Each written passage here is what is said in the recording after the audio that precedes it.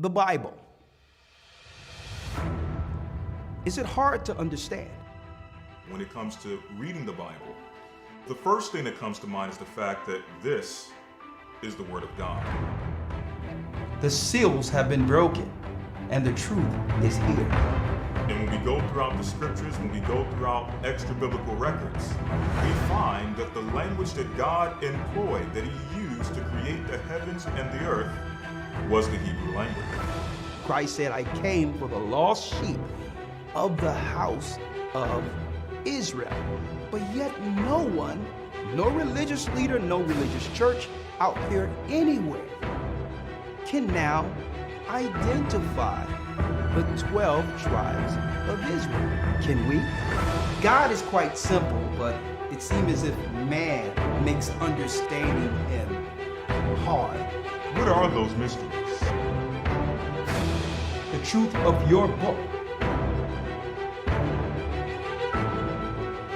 and the truth will make you free. The Hebrew and Bible Academy, you're invited.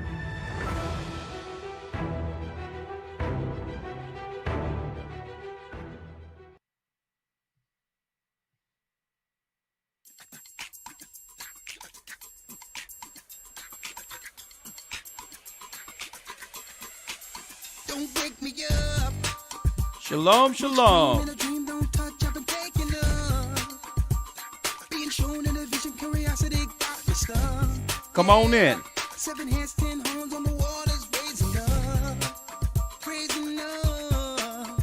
I see crowds, flaming floors. Is it war at the door? I've been searching for it. Shalom, shalom.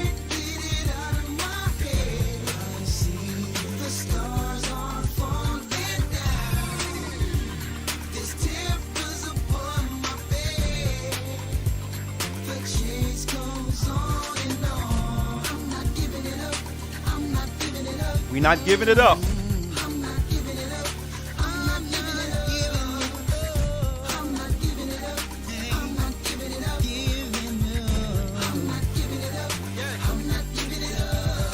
I'm at the point understanding dreams are the real time. Please nobody wake me up. I try moving on, but my body is stuck. My conscience is raised, an angel pick me up. Awaken from this matrix. Looking down on the globe, blood dripping from his robe. I know he can fix this. I see a burning Rome and our people coming home. Can I please get a witness? Witness, I'm not coming down till I get this. These predictions can't be superstition. The decision being shown in the vision. It is ended. Yeah. Shalom, shalom. The vision.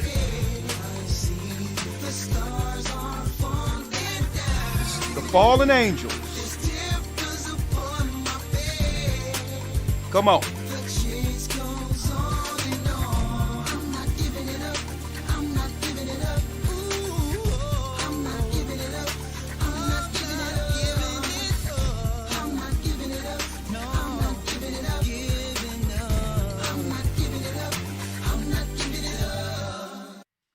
Shalom, brothers and sisters. I'm Elder Rick Shiar of the Gathering of Christ Church, here live with our weekly podcast, also Blog Talk Radio Conversation. We're live from the Gathering of Christ Church. Here I also have Elder Lawyer in the background as usual. And brothers and sisters, yes, we're going to have a detailed discussion this evening. But before doing so, please hit the like button. Please, brothers and sisters, hit the like button. We're under a shadow ban. And make sure that even after the broadcast, go to the main page to make sure you aren't unsubscribed from the channel. All right? Subscribe, hit the bell, and then tell the channel you would like to receive all channel updates. All right? People, I'm getting messages that people are getting unsubscribed, aren't getting notifications. We're under shadow ban. So in order for us to keep these numbers up and to warn the people, brothers and sisters will need your help during these broadcasts. At minimum, we ask that you hit the like button. Okay? All right. Thanks a lot as you come on in. All right. Also, we're going into this week's lesson, Elder Lawyer. This week's lesson in the Hebrew and Bible Academy. We just did the 4 weeks of Daniel, correct? Yes, sir. Okay, we did that leading to the mark of the beast. I would definitely like to go into, we're at week 10. Yes, sir. Week 10. I think the real good lesson, a real good lesson after going into the 4 beasts of Daniel leading to the mark of the beast. I would love to go into week 10. I'm going to fuse the two portals and finding the Ark of the Covenant. Mm. All right. We're going to go into the portals that NASA found within the earth. In 2012, actually, they found all the portals leading into the earth from the spiritual realm into the earth. And also, I'm going to teach the significance of that and also finding the Ark of the Covenant. The greatest weapon known to mankind. The movie Raiders of the Lost Ark highlighted that particular artifact in which all of the great archaeologists throughout the world had a race to find this Ark of the Covenant. Well, I'm going to prove that Ark of the Covenant will be given back to our people. All right. The greatest weapon known, the greatest clean weapon known to mankind. When the Ark of the Covenant was in our possession, brothers and sisters, no nation on the earth could war against us. Okay? Think about this. It's cleaner than any nuclear energy. It's more direct and accurate than any so-called intercontinental ballistic missile or guided missile. Clean energy, it only kills its enemies, and then the power goes back into the Ark of the Covenant.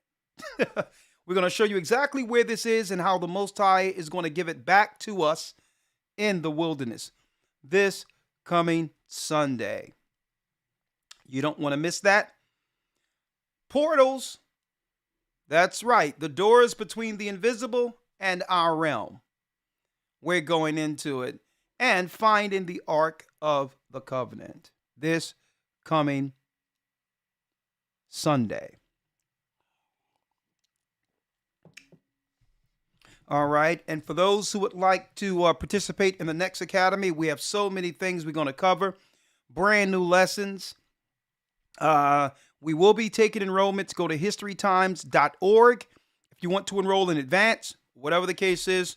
And the first week of March, we'll make sure those new enrollees get an opportunity to understand how great this academy is.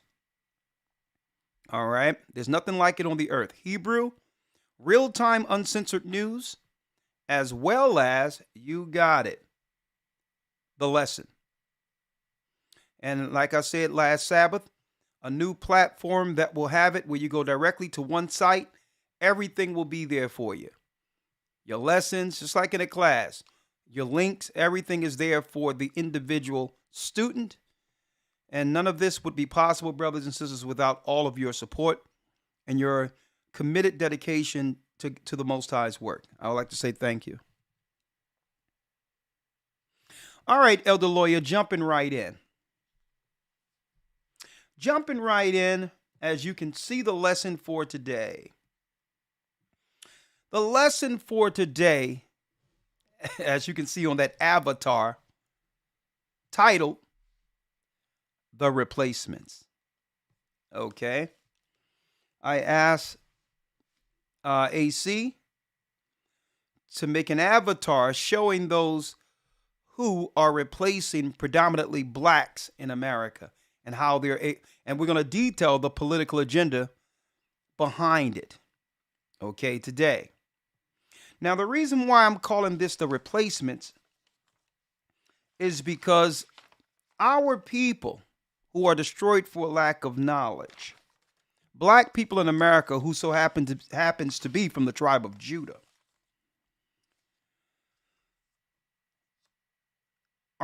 we're actually participating in our own demise and destruction.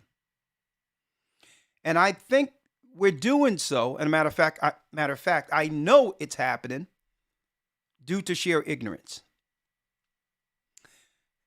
And because we are helping in our own demise, let me tell you, folks, the nations have opened up the borders. They have opened up the floodgates to align themselves politically and otherwise against the children of Israel for the final battle. I'm going to show you how they socially engineer this in our society, with unbeknownst to us, and how we participate in it. We're participating in our own replacing. And the reason why, another reason why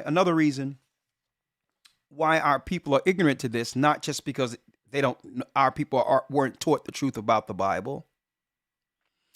Another reason our people are ignorant to this fact, brothers and sisters, being destroyed for lack of knowledge is one. Two, ignorance. Is because we don't understand the social buzzwords. We don't know when the enemy is saying outright in public they're aiming to destroy us, man, woman, and child. We don't know their buzzwords. We don't understand or recognize when we're being replaced. By the time we understand it, it's too late. By the time we realize that the other nations have infiltrated us, it's far too late. Here's the unfortunate part about this, brothers and sisters. We're so far gone, in America in particular. We've been divided to a level. I'm speaking of the black man and the black woman in particular, Judah. The reality is that there is no resolving the issue. It's too far gone. Society can only go backward for us at this time. Only a few elect who can see will be saved through this. So I'm not putting this out there to say, well, hold up, here's what's going on, and through that, we'll be able to take our preeminence and power back as a nation here in America. It's not going to happen. We've allowed it to go too far. My position here, according to the Bible, is to give the insight real time of where we are and what's going on, so that all involved within eye distance of viewing this or ear distance of hearing this can make choices. America will not be saved. The family that have been social engineered into total demise within America, the black family in particular, in America, in the numbers we used to remember, wholesome family, traditional families, that will never happen again. Not because we will not allow it. It's because we have allowed it. And the other nations engineered the state we're in. Hosea 4:6, Elder Lawyer, let's go. And I'm going to break it all the way down. Now, there's no doom and gloom in this, because only those who choose to stay ignorant will fall with Babylon. Elder Lawyer. Yes, sir. Hosea chapter 4, verse number 6. My people are destroyed for lack of knowledge. That's it. And this is what the nations, the races of people, understand about us. Now, indirectly, there's collateral damage in these social wars. all nations, including white families who believe in God. They're looking to dismantle and destroy you and your children too. Who's the we? Well, we're going to focus on that this evening. Who is the we? We're looking to destroy you too. Because ultimately, outside of color, outside of the racial paradigm or dynamic, which exists, there's also a spiritual or realm dynamic. Mm-hmm. And I'm going to tell you why they're going to come after you.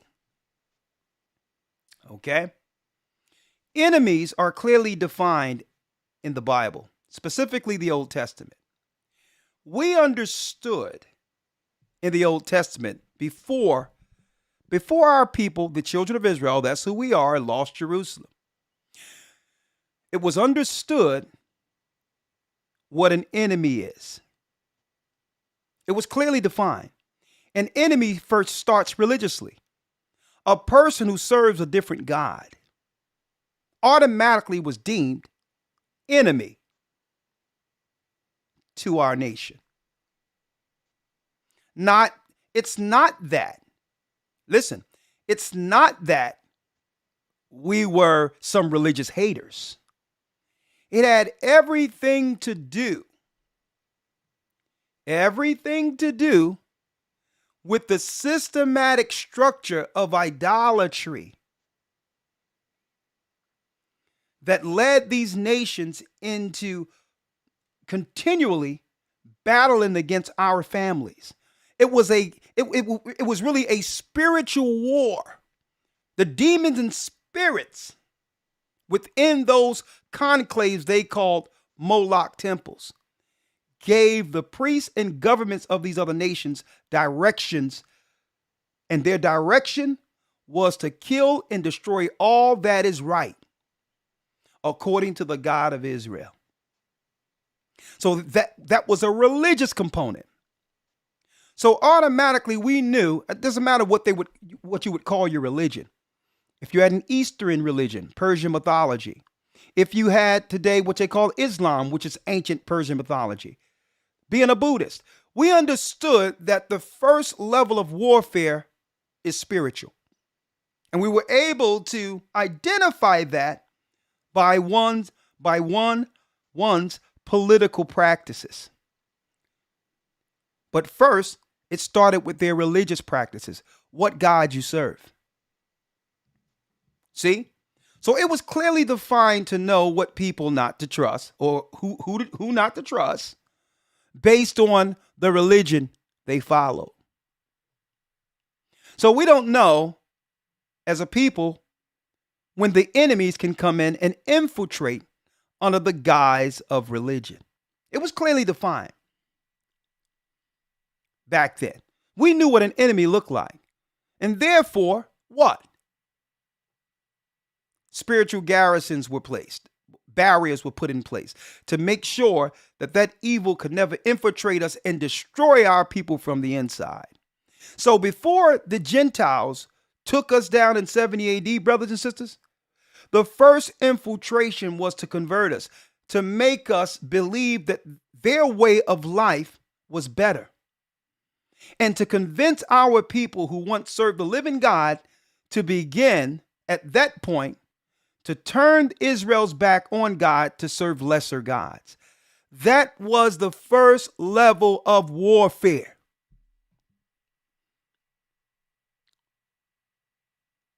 That eventually it would lead to us letting our guard down. Now we have no spiritual protection.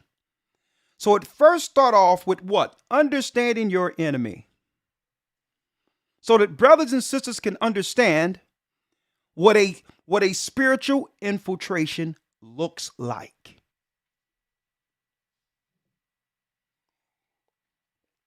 What a spiritual you must know an enemy based on the gods they serve. What religion are you? Oh, well, I'm a Buddhist. Okay, you got the freedom of religion, but I know there's a demon in you. A demon that you've channeled through that religion that means That's right. That means me and my people harm. You may be a good guy. You may be a good person. But at any time you can be allowed to do what? Host a demon that attack my family. At any time. Based on your religious practices. Channeling, hitting that thing, opening your chakra and doing all these things. Guess what, folks? A spirit can come in at any time and now use that person to defy or destroy our people. And what our people don't know in America in particular is that we're under a spiritual attack that plays out real time geopolitically within our social construct. And I'm going to break that down. Hosea 4:6. Read that, Elder Lawyer. Yes, sir. My people are destroyed for a lack of knowledge. Now, what knowledge do our people lack? First of all, the knowledge of yourself. If you know yourself, you can read in the Old Testament to understand your enemy. Now, Christ said, love your enemy. I can love you, but I don't have to trust you. And that's the problem with people today. They get those two confused. I can love you, but I'm not going to put you in position to compromise me and my people. I'm not going to trust you. Now, in Israel, the children of Israel did business with all different types of nations who served other gods and all that. But they knew not to allow these Gentiles to come in to destroy our political and our social construct. The Gentiles, yeah, you can support and do whatever you want to do, all right? Because we're going to keep you in order. But all in all, you're not going to bring Dagon and all these other Adrimelech and Moloch. You're not bringing those gods into our house. So our people are destroyed for lack of knowledge. The first knowledge you don't realize is that you are Israel. And as an Israelite, as God's people, there's a target on your head. So that's half the battle, to understand who you are, what race you are according to the Bible, and where you fit prophetically. And then, by default, knowing you're Israel, you read the Bible and realize what? Who your enemies are. Not that all races of people are against Israel, right? Because you can do what? The same way I can defy or I can step away from the sins of my forefathers who sinned against Israel or sinned against God and turn right towards the living power, so can the Gentiles. But the political construct in of itself is evil. It's a religious evil aimed towards destroying one particular people. Now, some people out there may wonder, why would a government construct seek to destroy our people, the children of Israel? Good question. Very good question. Why? These people aren't bothering anybody. We're just trying to survive. Why seek to destroy these people? Well, number one, we're prophesied to one day rule everything. That's number one. After the American and Roman Empire falls, we rule forever, according to the Bible. This is why Buddhists and Muslims and all these others don't want you in the Bible. Even Christians don't even want you in the Bible. Because the Bible shows favor to God's people. That's number one. But number two, we are the life source of every empire. It's through our soul, our spiritual life, our source. We're the batteries that fuel every empire on earth. And it's through the spirit of Abraham, Isaac, and Jacob. It's through that strong spirit all nations have become blessed. Without us, there is no empire. See? So if they can't control that power, they'll seek to destroy it. See, Pharaoh would sometime have a change of heart, folks. Get him out of my country. Get him out of here. That God is plaguing the country. He would think one day, and then his counselors would come to him and say, well, listen, it's the Israelites who tend all the herd and all that here. So what of our crops? What of our society? How can we build in war against our enemies if we let these people go? These are special people who saved us through a famine. If we let them go, we lose our power because our power is an extension of these people. And then what? Pharaoh would harden his heart. I'm not letting them go. One day at first he realized, well, hold up. I don't need these people. I look down on these sheep herders anyway. But then his counselors would come up, his priests would come to him and say, well, listen, no Israelites in Egypt, no empire. It's these people who give Egypt notoriety, fame. That's right. It's these people who gives Egypt shine. So this is why the enemies are moving and looking to replace and do all these things right now. It's a social engineering that say, you know what? If we can't control them, we must get rid of them. Hence, the replacements. The replacements. Elder Lawyer, there's a movie that came out years ago.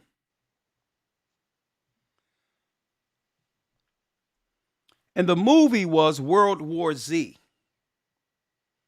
Where at the very end of this movie, all the zombies and all the people everywhere are triggered through some type of science in them, like zombies, and are coming up against a people in Jerusalem. After they have been, I would say, chemically induced, a good word, into totally changing their true genetic structure. Controlled beyond their own mental capacity, moving like zombies to destroy the children of Israel who are in the earth, in Israel, protected in towns without walls. World War Z. They're telling you out there what's going on. What would draw these people into straight zombie mode at the very end to come against a people in Jerusalem?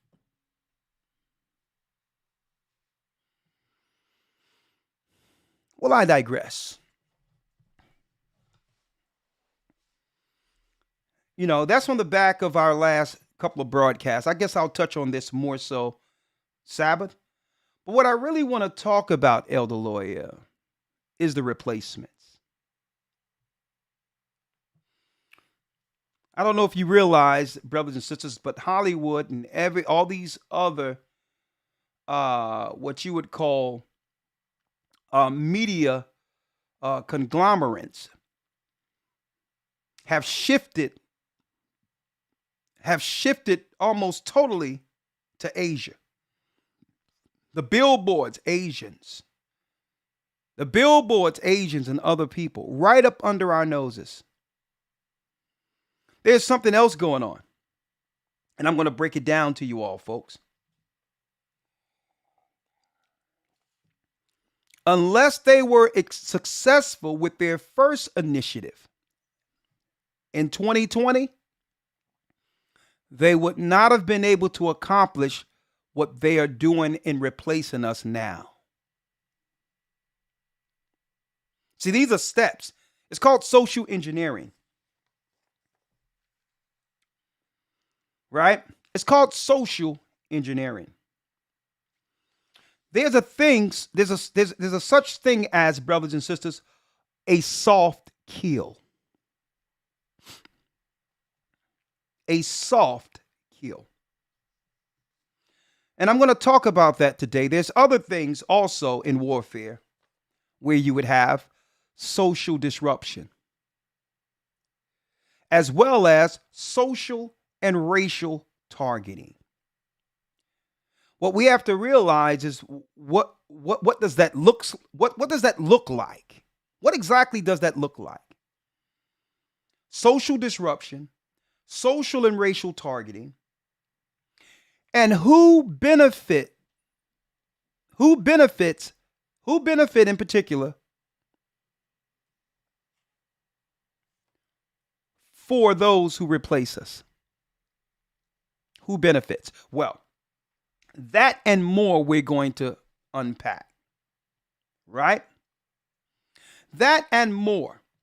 Last week, Elder Lawyer, we left off. I'm going to pick it up from where we left off last week. Last week we left off, Elder Lawyer, with the Holy Bible translated from the ancient Eastern text.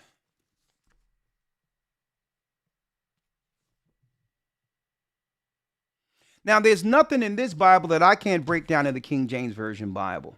All right? But it gives you more detail concerning Gog and Magog when it comes to our current language for what? The Gentile nations. Ham, Shem, or Japheth. Elder Lawyer, I need you to read Ezekiel 38:1 real quick. Out of the Bible first, the regular King James Version. Yes, sir. The book of Ezekiel, chapter 38, verse number 1. And the word of the Lord came unto me, saying, Son of man, set thy face against Gog, the land of Magog, the chief prince of Meshach and Tubal, and prophesy against him. And prophesy. So our God is saying prophesy against a particular people, folks. And guess what? This is why it's so important that our people understand where Israel, and we must understand biblically, prophetically, who are the other nations. Right? Because this may mean nothing to someone who don't understand race and the Bible. See? This may mean absolutely nothing to someone who don't understand the truth concerning race within the Bible. Right? Gog and Magog. Somebody, you tell a brother or sister on the corner or around the street that. What are you talking about, Gog? What? Listen, I'm trying to get my rent paid. No, I'm going to need you to focus. I'm going to need you to focus. Because you have to understand, according to God, who he said in the last days, who he told the prophets to prophesy against. These are enemies who are seeking to destroy us with soft kills. Ezekiel 38. Read that, Elder Lawyer. Yes, sir. Ezekiel chapter 38, verse number 1. Yep. And the word of the Lord came unto me, saying, Son of man, set thy face against Gog, the land of Magog, the chief prince of Meshach and Tubal, and prophesy against him. And prophesy against him. Right? Let me pull it up. Now, when you go here, right? Look what it says in the Eastern text. The Eastern text. The Eastern text says plainly, clearly, that Gog and Magog is who?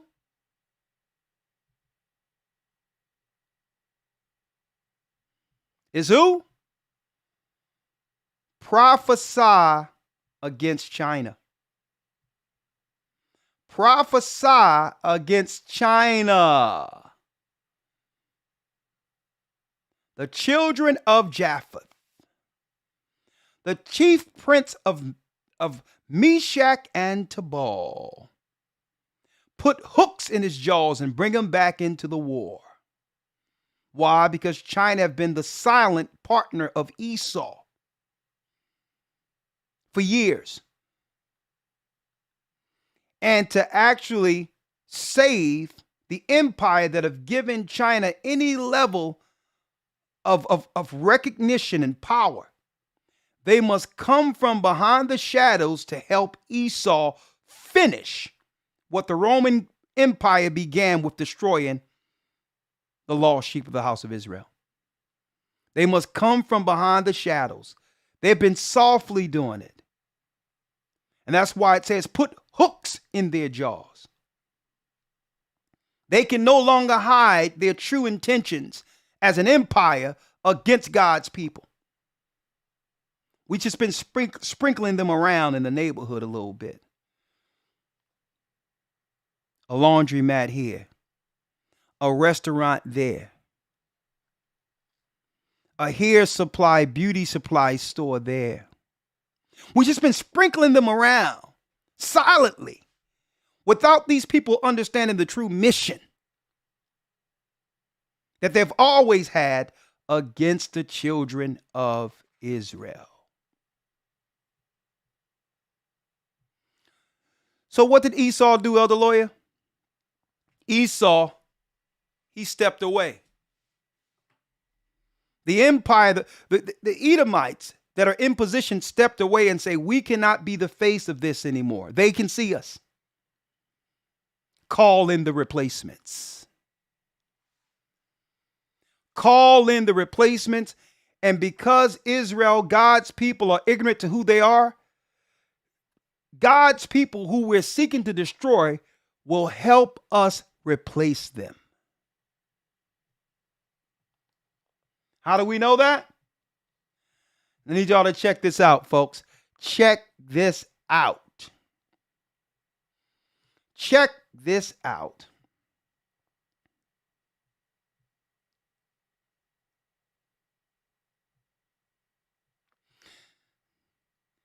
On your screen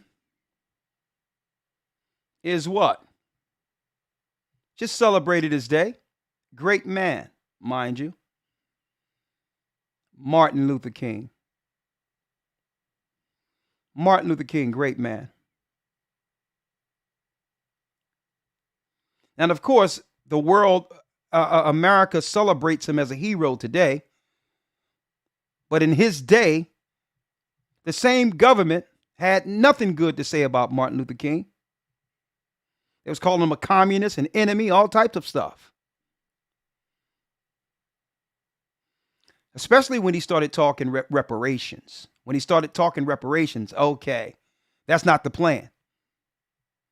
Now, civil rights, we can open you to civil rights because eventually we'll have our crazed liberals come in and infiltrate everything you're trying to do under the ambiguous term of civil rights. That's not specific for the same people who built the country. Right? Now, I'm going to show you something, Elder Lawyer. If it wasn't for this,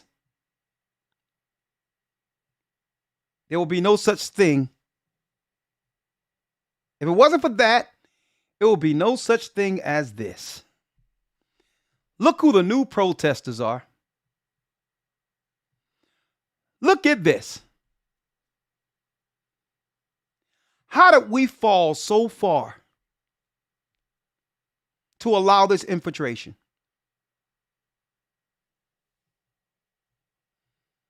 Oh, yeah, there's nothing for black people in America.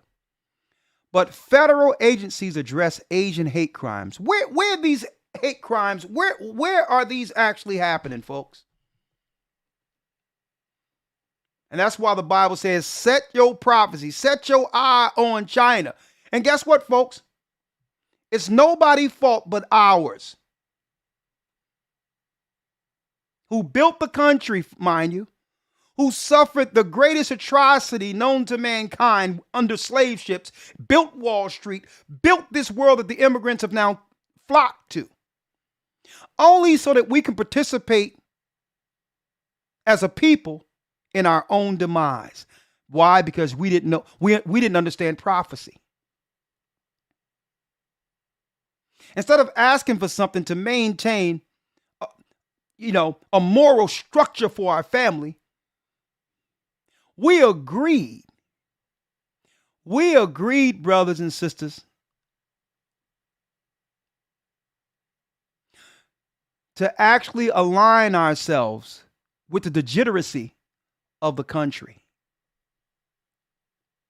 The degenerates. If we can put it under civil rights, they can actually put anyone under civil rights, even the degenerates, and align us with immorality.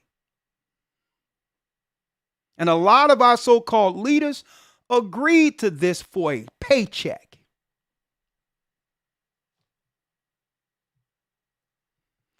Federal agencies address Asian hate crimes. Now, if you think that's something, Elder Lawyer, check this out. Check this out. Because, look, they had us looking this way, right? They had us looking this way. And while we were looking that way, thinking that there would be some level of reciprocity or some hope out of this, right up under us, they did this. This was the first bill, hate crime bill, that Joe Biden passed after getting elected, to give our finances, our tax-paying money, not to stop the hate that led to George Floyd dying, but to put money to finance Asian hate crimes. I would submit, Elder Lawyer, that this is not really about Asian hate crimes. This is actually a way in which the government can actually fund a social army against us. People who are getting incentivized to come over and finish what Esau started in his war against Jacob.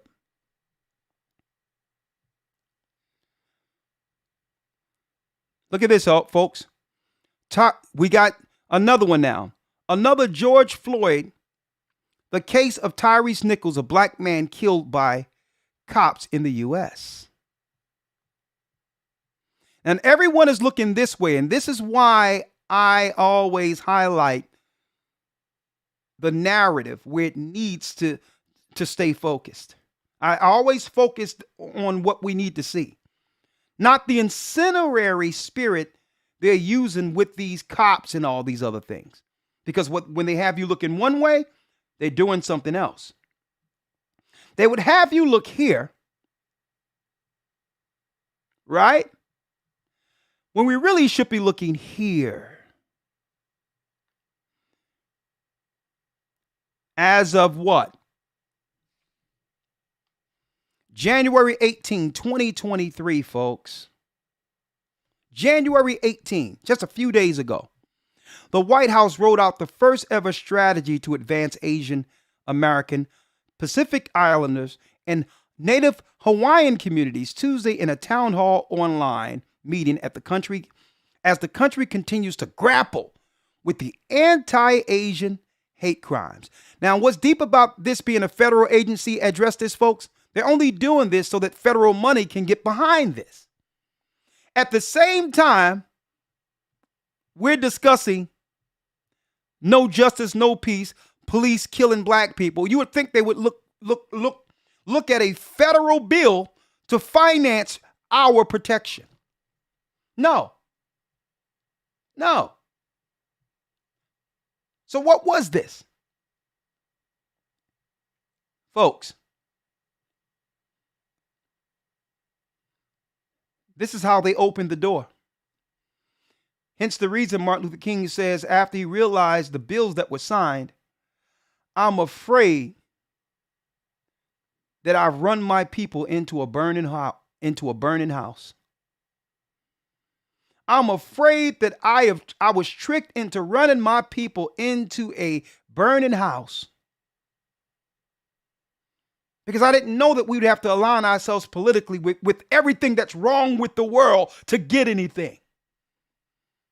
Other races of people can come from poor peasant areas in Ireland and all that and come over here and get set up without compromising their morality and stances.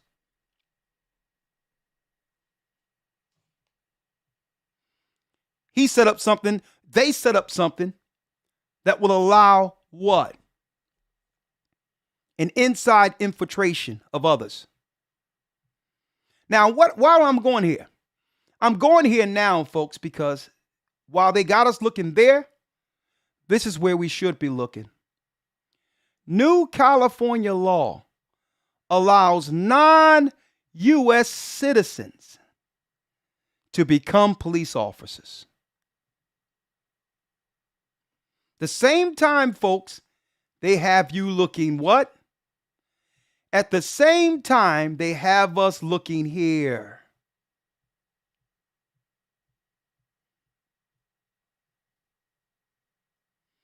Folks, I submit the only reason they're highlighting this so that we can be so upset with black cops, we will now accept the replacements who has no interest at all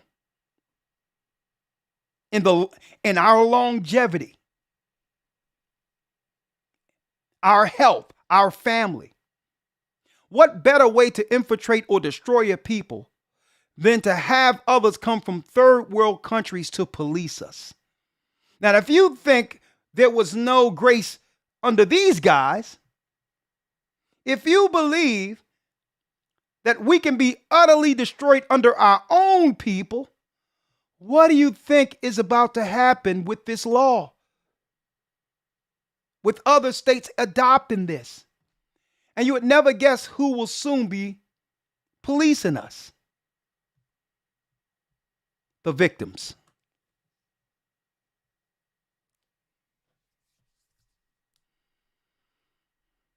The victims.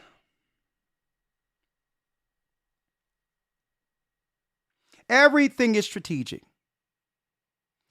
Everything. So they're going to highlight the story about cops, about police. Folks, I'm going to show y'all something. They're going to highlight about police so that black people will be like, listen, I don't even trust our own to police us.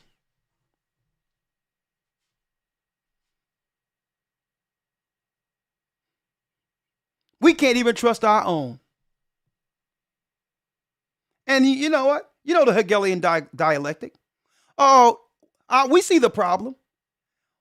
And don't worry about it. There's a built-in solution. They just got off the bus. Here it is. Our people are suffering, Elder Lawyer. Our people are suffering. Without jobs. High homelessness, getting put out of homes. But they have work for everyone else. So who's behind this? See, I like to tie all these loose ends together so that brothers and sisters can see things as they are and understand why it's so. Nothing is by chance. Nothing is by happenstance. Everything we're seeing, the social engineering of other people that are over banks now, when you walk in there in your stores, even the low menial jobs, you'll see them. Why? Because they can actually financially aggrandize themselves exponentially in America compared to the low end, low end countries they come from. And they're willing to do anything to get a slice of that pie. Even if it means stepping on us, folks. Psalms 83, Elder Lawyer. Let's put it in context now. Yes, sir. Psalms 83. All right. The book of Psalms, chapter 83, verse number 1. Come on. Keep not thou silence, O God. Hold not thy peace, and be not still, O God. For lo, thine enemies make a tumult, and they that hate thee have lifted up the head. They have taken crafty counsel against thy people, Hold and up, consulted Brother Lawyer. against thy hidden ones. Hold up. I need that. They have taken what? They have taken crafty counsel against thy people, They have taken crafty counsel against thy people. These are government conversations. High level government conversations. They have taken crafty counsel. They have sat down and say, well, listen, if we engage them directly, they'll know they're in a war. Embrace themselves and rally together. We must do what? We must do a crafty war with them for the same outcome. We'll still get rid of them, but it must be crafty. The battle must be what? Indirect warfare. So it must be social warfare. We have to starve them out without them actually realizing they're being starved out. We have to cut them off without actually having them understand it's us. And a matter of fact, we'll throw them a few bones, a few dollars. They'll even help us cut them off. Crafty counsel. So we have to bank on a certain number of their people. A certain number of their people, the disloyal amongst them, will bank on. The small minority who are willing to sell out their own families. Crafty counsel. Verse, Elder Lawyer? Yes, sir. Psalms chapter 83, verse number 4. Yeah. In fact, picking up at verse number 3. Yeah. They have taken crafty counsel against thy people and consulted against thy hidden ones. And it says consulted against the hidden ones because our people have no idea that we're the children of God and the other nations hid that history from us. Because with that knowledge, anyone can connect the dots. We can all connect the dots. Once you put a label of the children of Israel on the slaves and those who built the country, everything else makes political sense. We can compare how they went against Christ and wanted him dead.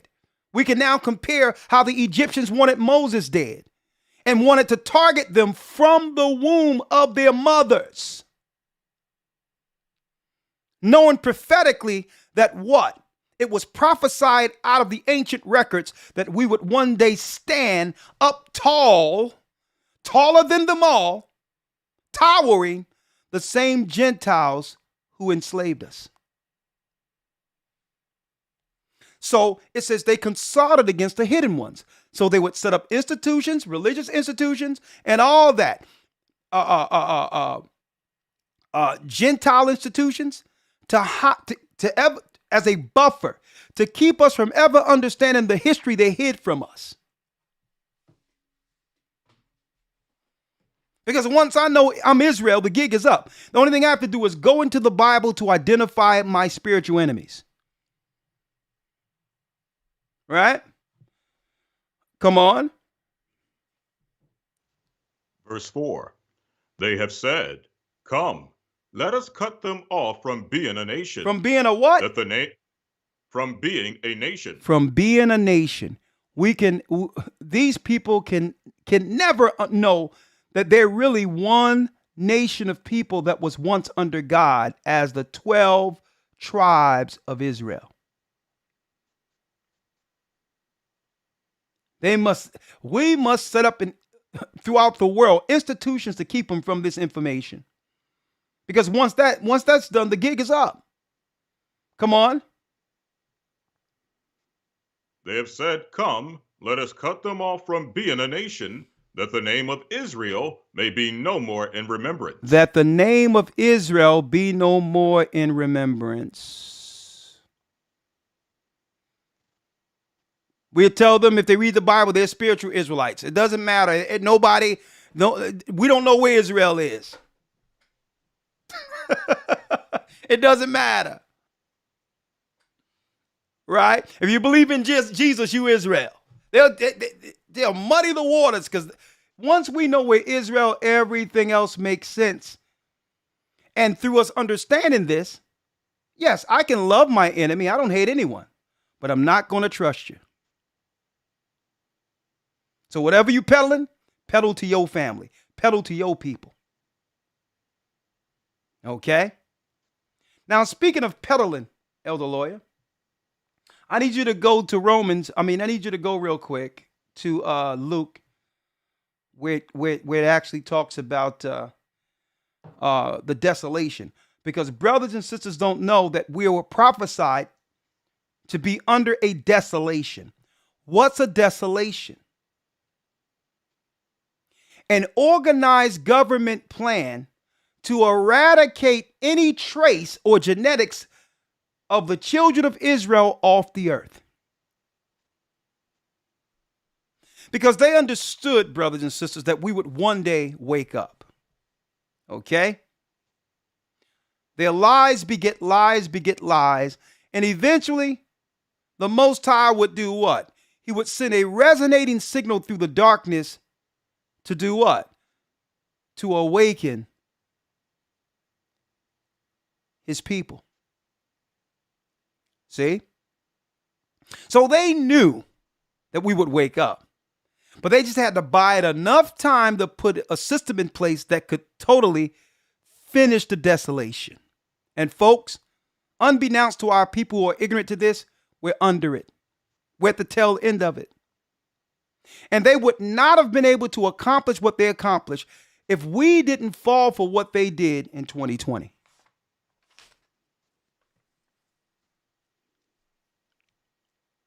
Now I'm going to show you some buzzwords that if you understood the enemy, when you hear these buzzwords in media, on TV, online, if you hear coming from an organized institution or media outlet, these particular words, know that they are know that they are about to attack and who they are about to attack. Here's the buzzwords. We need to do something for the underprivileged. Because automatically what that does in of itself, it single one people out of society to be targeted. Now we think they're singling us out to help us.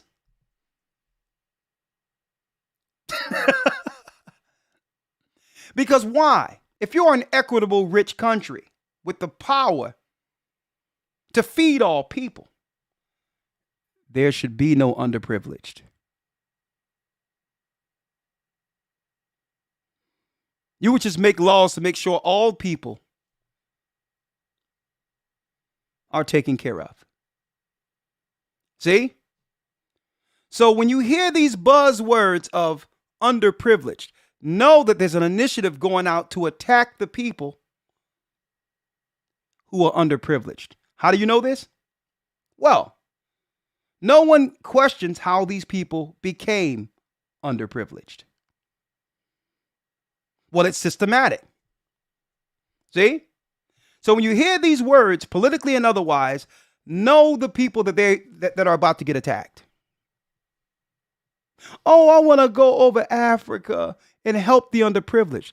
Oh, you talking about like Madonna, who's now, and the media now is trying to sweep that under the rug. She's over there and turned those little boys out and did all types of stuff allegedly over in Africa to the point where she can't even go in certain parts. They're trying to get her out of Africa with what she's doing with children, allegedly. But no, she's there to help the underprivileged. That was a target. Another word, another buzzword that if you hear this, know that you are about to be attacked. and who they are attacking. The disproportionately affected, or the disproportionately marginalized. See, these are buzzwords. Another buzzword. Because what they want to do for these people who don't have enough help, instead of reparations and doing the right thing like you would do for those who suffered over there in World War II, and the Japanese people who were put in internment camps, the real thing to do if you want to help on the privilege is to throw money at them like you do other races of people. Okay? Now,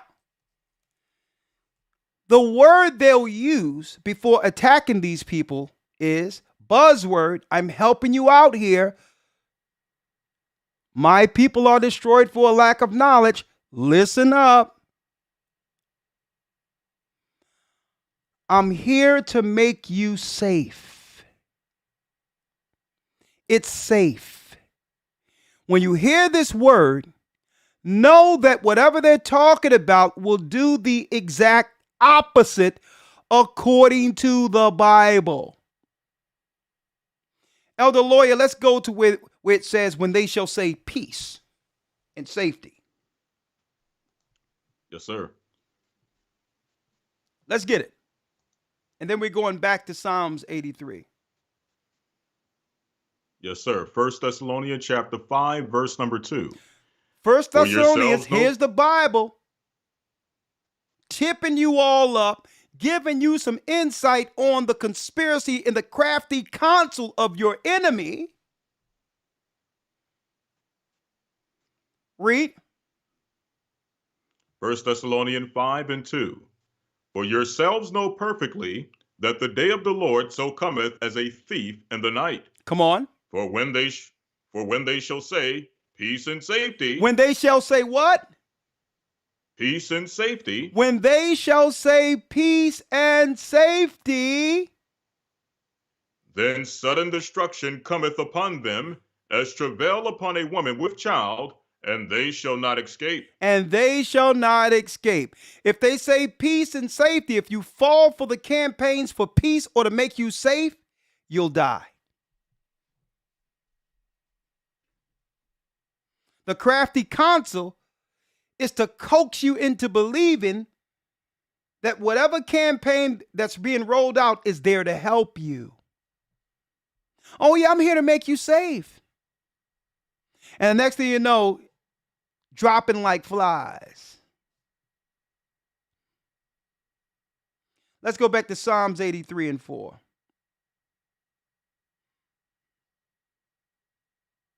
Yes, sir. Psalms chapter 83, verse number 4. Yep. They have said, come, let us cut them off from being a nation, that the name of Israel may be no more in remembrance. That the name of Israel be no more in remembrance. I'm going to show you that this is a military operation under satanic governments. 5, let's read it. Yes, sir. For they have consulted together with one consent.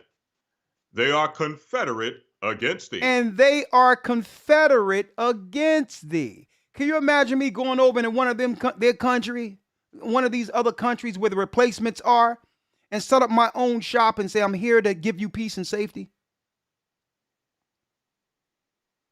Can you imagine? Think about this in reverse. Would they allow what's going on amongst our people? Would they allow us for our people to go to their country and do that amongst them? Then it breaks down the enemies. Read the 6th verse. Yes, sir. Verse 6. The tabernacles of Edom. The tabernacles of Edom, the so-called European, Rome. Even in the Jewish encyclopedia, it states that Edom is the Roman Empire. And who? And the Ishmaelites. The Arabs, the 12 princes of the United Emirates, Saudi Arabia. Arabs. The Edomites are over modern day satanic pagan Christianity, and the Ishmaelites are over the ancient Babylonian Persian mythology renamed Islam. See? And they came drawing swords to convert us into these religions. Only to do what? To have a political stake into keeping the oath. Let us cut them off from being a nation, that the name of Israel be no more in remembrance. And who? And the Ishmaelites And the Ishmaelites of Moab of Moab. Moab are the modern day Palestinians. That's why you will never see me marching around saying free Palestine and help Palestine. Because why? If you lay down with snakes, you get bit. And when they fell on our people, when the Romans came against our people, Moab and Ammon shut the gates for the Israelites that were left in Jerusalem so that they can destroy us. We thought you were our cousins. We thought you were our neighbors. And when the Romans came with the swords, you shut the gates and had them kill our men, women, and children. And now that's what's going on in Palestine right now.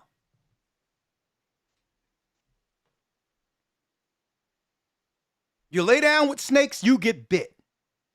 You thought Esau wasn't going to double cross you? So our God, it tell you in Amos and other records of the Old Testament, our God have a hand on Edom to come against Moab and Ammon for what you did with us, against us.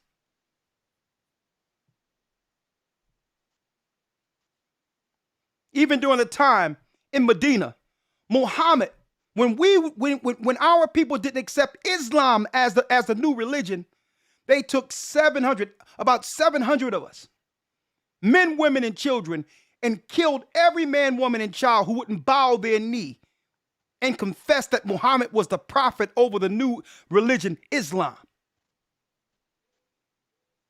At the markets of Medina, they killed men, women, and children, upwards 700 to 800 of us, because we wouldn't bow to a lesser religion.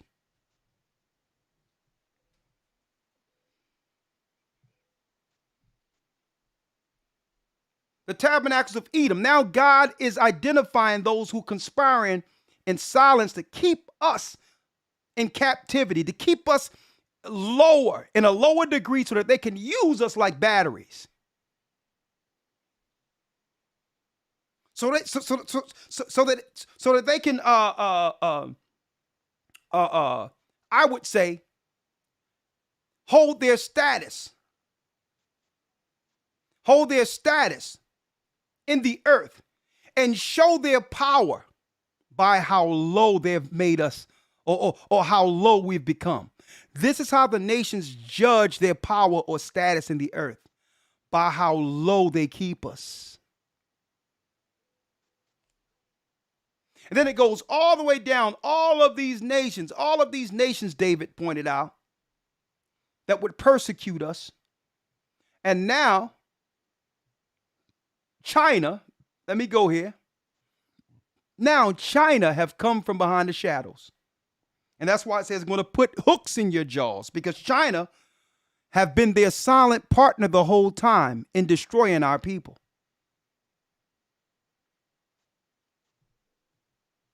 And guess what, Elder Lawyer? They knew one day we would start putting this together, so Biden got in front of it. The first thing he did, knowing that we would figure this out and start to fight back, like, hold up. How is it that George Floyd died, and the first money you throw at any hate crimes are Asian people? But Biden got in front of it, Elder Lawyer. You know why? Because he know when our people when we finally begin to wake up to what they've done to us, then the people who are left within these cities are going to go ape, and they know it. So they put laws in place already for when we finally figure out that we have been double-crossed, that they've used us to vote in the Democrat Party to replace, so that others can replace and destroy us inwardly.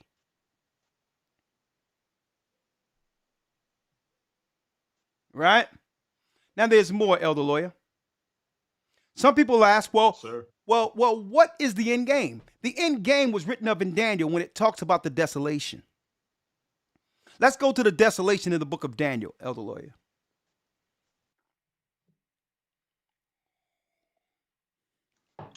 Yes, sir. We're in the book of Daniel, chapter 9, verse number 24. Daniel 9. Let me get it so that they all can see it, okay? And then we're going to open up the lines in a minute.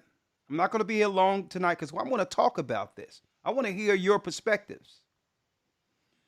Daniel's 9 and 25 reads what? Yes, sir. Starting in verse 24. 24. Let's go. Yes, sir. 70 weeks are determined upon thy people and upon the holy city to finish the transgression and to make an end of sins and to make reconciliation for iniquity and to bring everlasting righteousness and to seal up the vision and prophecy and to anoint the most holy. And to Know therefore anoint and the most holy. Come on. So it tell you Know 70 weeks are determined. So this is a time period. 70 weeks. So what must happen within that time? Read. 25. Know therefore and understand that the going forth of the commandment to restore and to build Jerusalem unto the Messiah, the Prince, shall be 7 weeks. Shall be 7 And three- weeks. Read. And 60 in 2 weeks. And The street shall in 2 weeks. Read. the street shall be built again, and the wall, even in troublous times. Even in troublous times. Read. 26. And after 60 in 2 weeks shall Messiah be cut off, but not for himself. That's Christ And the dying for the sins of our people. Read. Mhm. And the people of the Prince shall come Hold and up. destroy The people of the city. what? The people of the what? And the people of the Prince The people shall of the come. prince are the Roman Empire. What prince they serve? The prince of darkness, Satan. It's speaking of the Roman Empire. And the people of the prince, what prince? The prince of darkness, Lucifer, their god. Another name they have for him, Samael, the god of Esau. The same evildoer who did what? Who planted the tree of good and evil in the Garden of Eden. And the people of the prince, read. Right? And if I can mention also, Christ refers to him as the Prince of this world. And Christ refers to him as the prince of this world. Thank you, other lawyer. Come on. Yes, sir. And the people of the Prince that shall come shall destroy the city. Shall and the destroy the city sanctuary. and the sanctuary. And folks, it just wasn't Esau behind this. He conspired with all the nations to make sure Jerusalem was destroyed. This is how we fled into Africa. This is how we got into Africa in Numbers. Read. And the people of the Prince that shall come shall destroy the city and the sanctuary, and the end thereof shall be with a flood, and unto the end of the war desolations are determined. Desolations are determined. But we, our people in particular don't have the understanding geopolitically of how these particular desolations are determined. We don't see that the campaigns they aim towards our people are a part of this desolation. We think that people are just trying to help us, when really they're trying to finish the prophecy under the prince of darkness. The desolation is the depopulation of the prophetic people who was prophesied to rule over the world.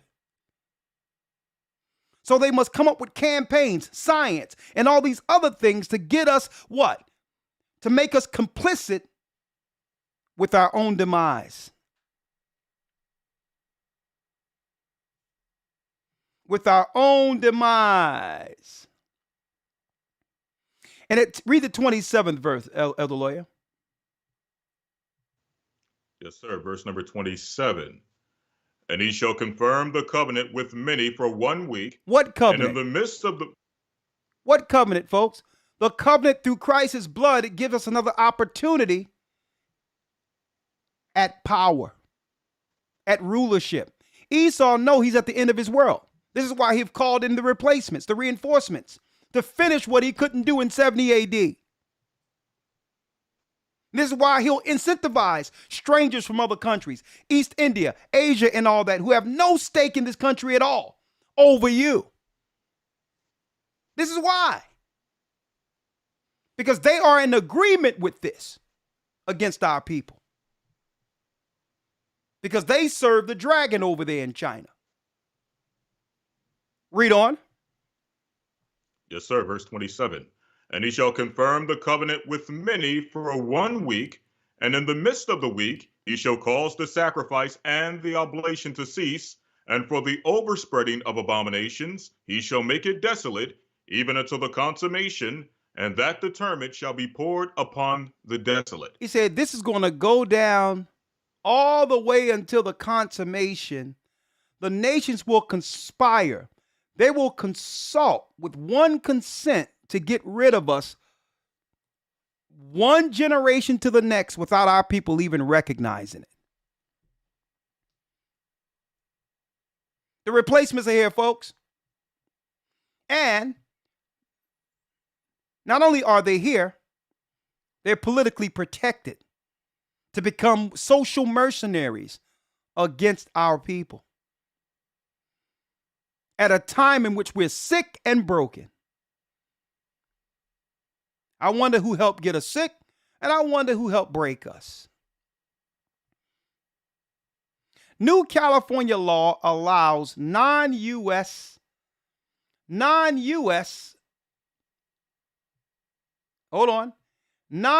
citizens to become police officers. So they got you looking here with these police officers, folks, so that we can accept this. Soon you're not going to see any local police officers that any of us can relate to in our communities. And if you think black people getting killed by cops or whatever the case is, what we're complaining about now is an issue, well, these people have no vested interest in us at all. And a matter of fact, suppose they hire people. They already, we always talk about the white supremacy, how the KKK get enrolled in the police so that they can exercise their racism out on the streets against us. Well, what about if these people over these third world countries who have a caste system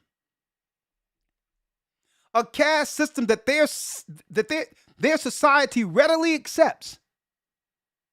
The darker people accept being treated like nothing in their country. Suppose some of them get over here in your police force. Right? Now, I say it starve out, Elder Lawyer, earlier. Because in order for them to do this, they had to do what? I'm going to systematically break it down.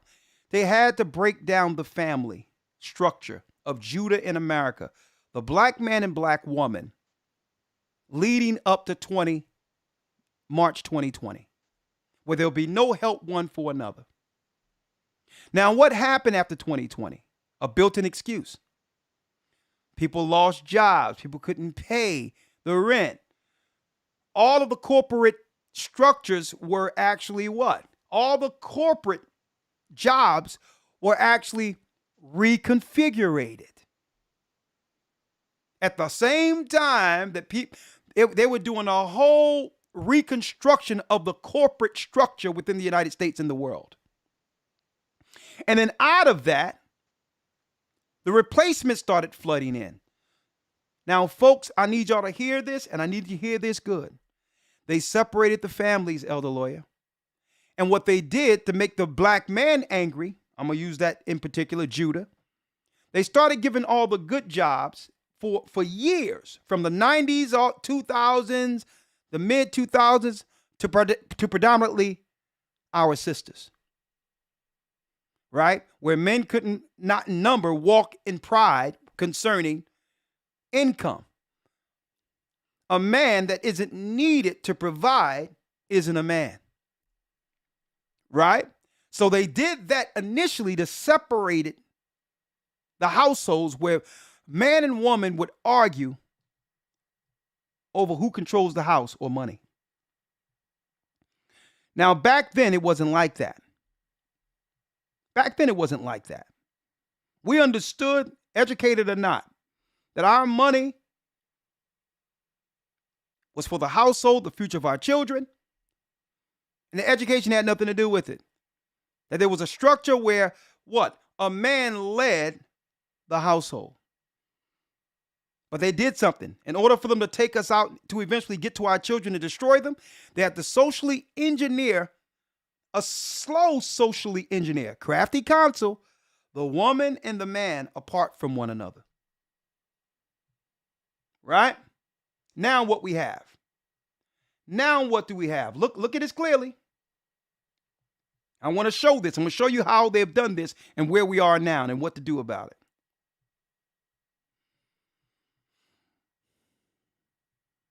USA Today, Elder Lawyer. USA Today. They ain't trying to act like these things are just coming out of the clear blue, just something they just don't realize. Now they want to aim towards, why? All of the desk jobs they have that used to be occupied by sisters, they have moved East Indians and Asians, no matter the persuasion or no matter the race, man or woman, into these corporate positions. So they can now attack the financial status of our women. An eviction crisis for black women, USA Today. Now I'm going to show you how they socially engineer this, folks. Imagine you missed a rent payment. Now, of course, they're going through this after the reconstruction of corporations after March 2020, when they made people believe that things would go back to normal. Gave you stimulus checks and all that, thinking that you're not going to have to pay anything when it's all said and done. Things will go back to normal. I'll go back to business as usual. Maybe you lost your job. I wonder why. Or you had some car trouble. Or you got sick. Any of these reasons could become grounds of an eviction. Now, no other people are singled out based on them being female and black when it comes to other races. You'll never see an article like this on Chinese women or white women or any other ethnicity or Arab women. They've created a separate social status for our women. If you're a black woman in the United States, your chance of being evicted is higher than any other demographic. Now look, you try to talk to your landlord, right? You move out, you fight the eviction, you run into some snags along the way. You show up in court and your landlord has an attorney and you do not. 90% of landlords have legal representation compared to 10% of tenants. How do you wish to respond? I try to give my landlord partial rent. See, this was the play when they rolled out, Elder Lawyer, feminism. They knew eventually they would make such a toxic environment between black man and black woman, but there would be no one to save our sisters at the end of it if there was a participation in the social engineering. Right. The effects on you and your family can be devastating. Now you notice it's showing family with no man there. This is what they social engineered. Now, it puts you at risk of ending up homeless, in prison, or dead. This was the plan, folks. But then, folks, I need y'all to show this. When it comes time to show the image of the people who will be getting the subsidies and the finances for what she went through, and I love all the 12 tribes. Listen, I'm down with our people. But they don't show her getting the subsidies. They show the immigrants. Because they're letting you know, you may go hard in the paint for them, but at the end, the money is going into the replacements.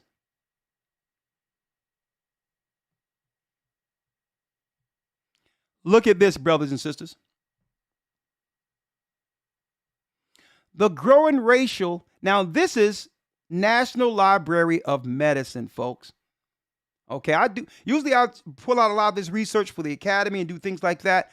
But I need to give y'all a window into the perspectives we bring in such a short amount of time, folks, in connecting these dots.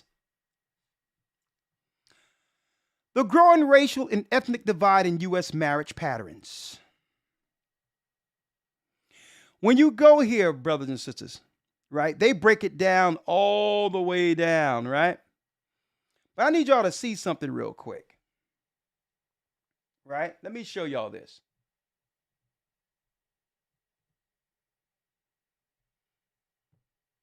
One second, lawyer. You went out a little bit. Where are you? All right.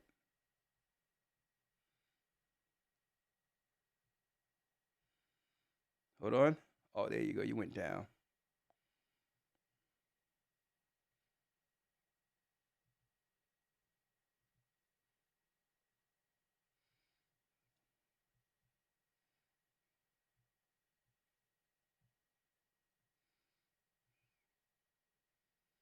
Oh, that's what happened. One moment.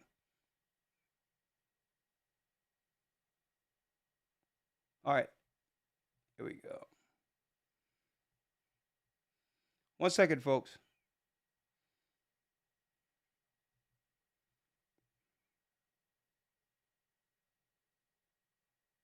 All right, that's good. Now, let me go here real quick to show you.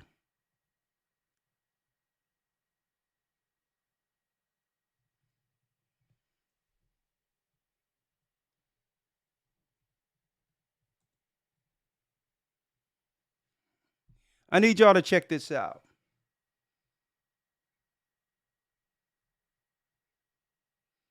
Because under the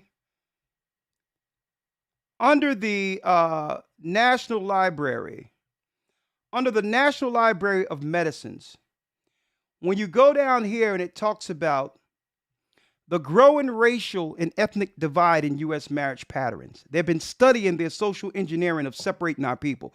You want to destroy a family and desolate them and destroy them outright? You would bring a divide that would lead to what? The family no longer existing. That's social warfare, right? And they even went into this. Black and white differences in marriage and marital stability, right? Now, let's talk about the contemporary differences. Check this out. There's a study. At the same time, racial and ethnic differences in marriage are striking. The median age at first marriage is roughly 4 years higher. 4 years higher for black than for white women. Right? At first, marriage is roughly 4 years higher for black than white women. 30 versus 26 years. Respectively, in 2010, all ages of black Americans display lower marriage rates than do other racial and ethnic groups. Consequently, a far lower proportion of black women have married at least once by age 40. Our tabulations of data from the U.S. Census Bureau's American Community Survey for 2008 to 12 show that nearly 9 out of 10 white and Asian Pacific Island women had ever been married by their early 40s, as had more than 8 in 10 Hispanic women and more than 3/4 of American Indian Native Alaskan women, yet fewer than 2/3 of black women. Less than 2/3 of black women reported having married at least once by the same age.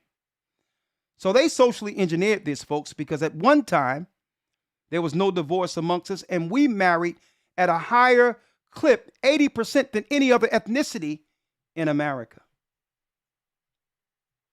So they purposely sold a bill of goods that would have it where there's no protection for our sisters in the community, and there will be no one who want to protect them. That's how they socially engineer it. While they bring in the replacements to police our neighborhoods. At the same time,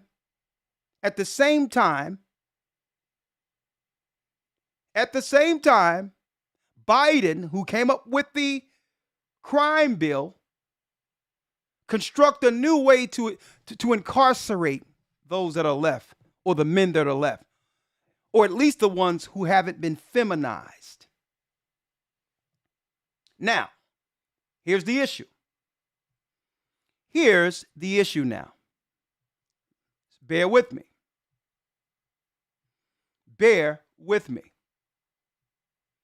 The issue is, if they have this data, folks, concerning the separation, homelessness, total destruction, degradation. If you type in Section 8, homelessness, there's a war on sisters, single sisters in particular, and there will be no one there to help them. There'll be no one there outside of them cleaving to some type of construct or community that can actually help as we go along. Okay? Like churches. But all in all, brothers and sisters, they're dropping sisters from the corporate structure who once had those high-end jobs and replacing them with Asians, throwing them back into a impoverished state with no answers. This is what you call, folks, a desolation. And then on the other hand, lawyer, I'm going to show you how they engineered this. On the other hand, because men are fed up, who would normally be there, it was all socially engineered. Black men, we need to leave America. At the same time, there's a movement for brothers to leave the country to find traditionally minded women. Traditionally minded, they just want people with a family. Now, the difference between the men that Biden is talking about locking up, these are men with upward mobility. These are men that have the wherewithal and finances to go other places. And they no longer want to participate with the social engineered families that they're actually forced, or they feel forced to deal with. A relationship where there's no cooperation. You got to argue over everything. And when you just want marriage and you just want a simple life. Well, the men with upward mobility, it was engineered because they knew it would come a time when men would say enough is enough. I can't be getting locked up. I can't be getting dragged into this place to do this all the time. I'm tired. They knew that at the same time that they were bringing the replacements to replace our women, that the men would be seeking other places.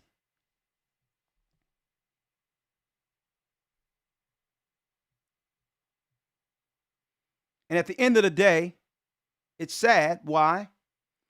Because the true aim is not the man and woman or the adult at all. It's your offspring. What of the children? Now that there's total separation, where we've been social engineered into not even being able to stand one another.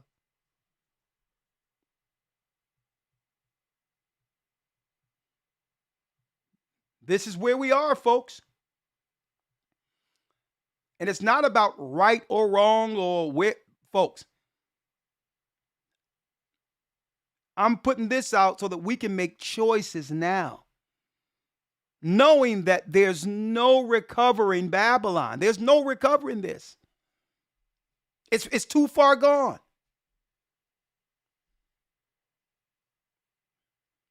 They did so many, folks. There was they fixed so many of their social mechanisms or their social attacks during that 2020 thing, and got the ball rolling. They say, okay, sisters, we already got your men, but we about to attack you now.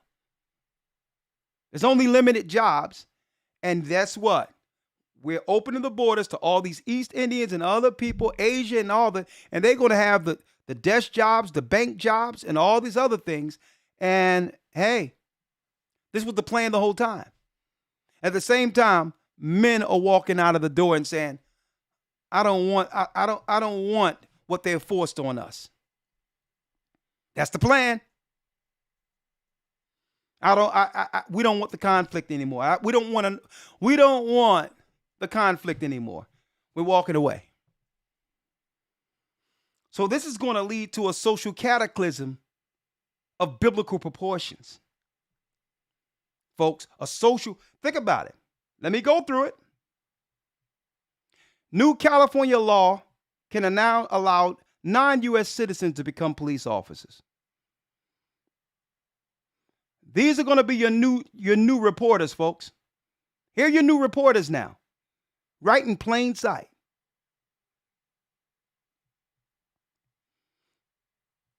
It all started here with civil rights, only for them to infiltrate, to have federal law passed. Joe Biden, about $60 million off the rip after he was voted in. He put money towards Asian hate crimes. After he was voted off of the backs of a black man getting killed by a police.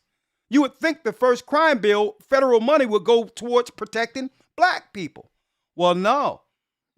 Old Joe is doubling down on his 1994 crime bill because he wants these guys to police our neighborhoods. At the same time, family is utterly divided. Utterly divided.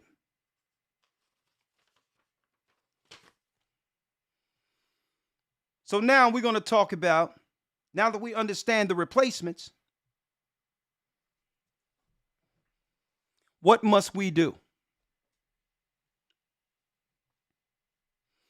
Folks, it doesn't matter how we got here. The reality of where we are, folks, is the desolation. It's social engineering without picking up one gun, without firing one bullet. It's social engineering that would lead to what?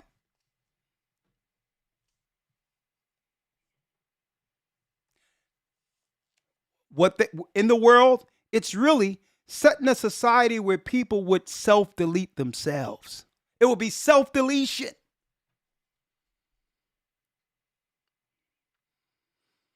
The only hope we have is to not think about how we got here and to start doing right, fall to our knees, ask the Most High to forgive us of our sins and all the evil participation we had in our own demise, and come under some level of order with the Almighty, with His laws.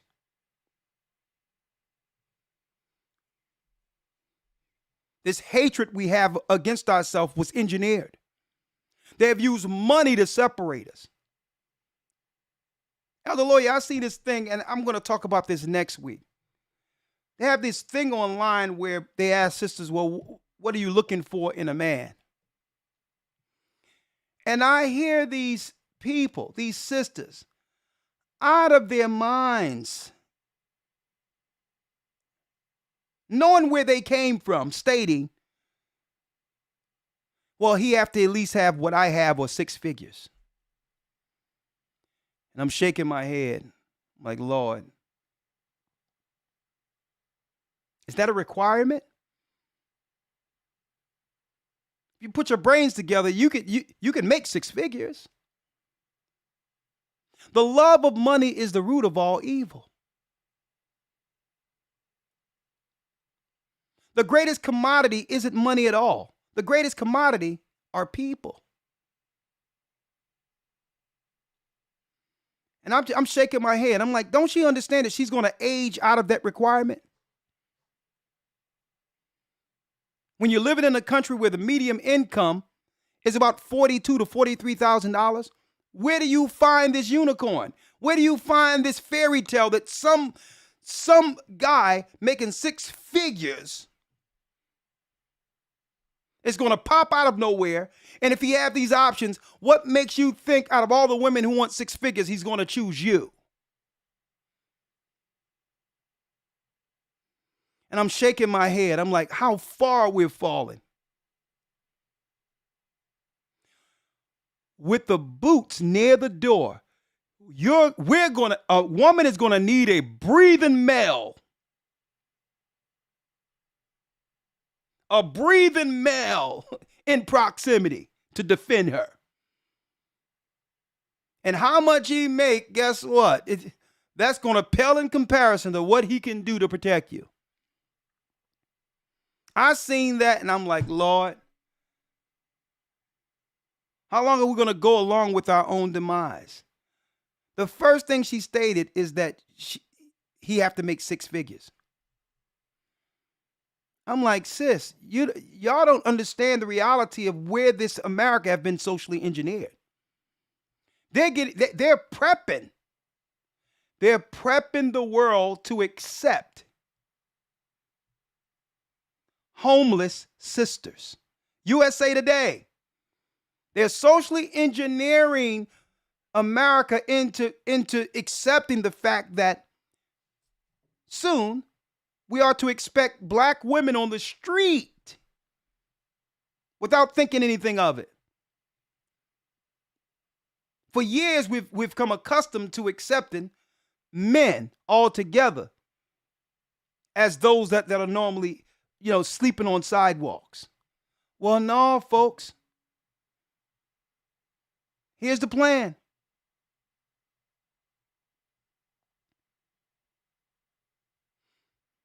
It's time to adjust our expectations for what's to come. We're under a desolation. This is USA Today, folks. They sold a lie. They slowly, socially engineered Judah, the man, and a daughter of Zion away from one another.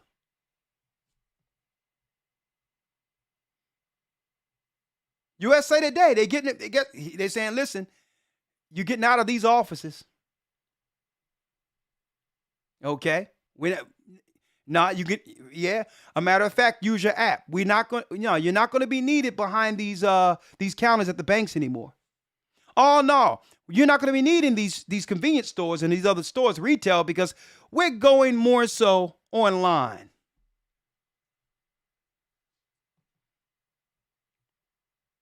And now brothers usually in this situation, elder lawyer, a brother with upward mobility would just choose a good woman within his community. But any man now who have the means to travel is saying they're out. And while they're leaving, and now the women are left to go homeless, what's going on now? I can show you. They said, guess what? The replacements. And with these replacements, folks, they're coming over with family intact. Family intact. Already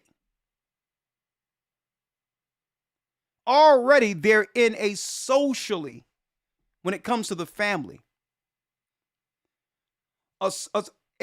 advantaged position coming in to America with the mindset of family first. Against us, we have no chance.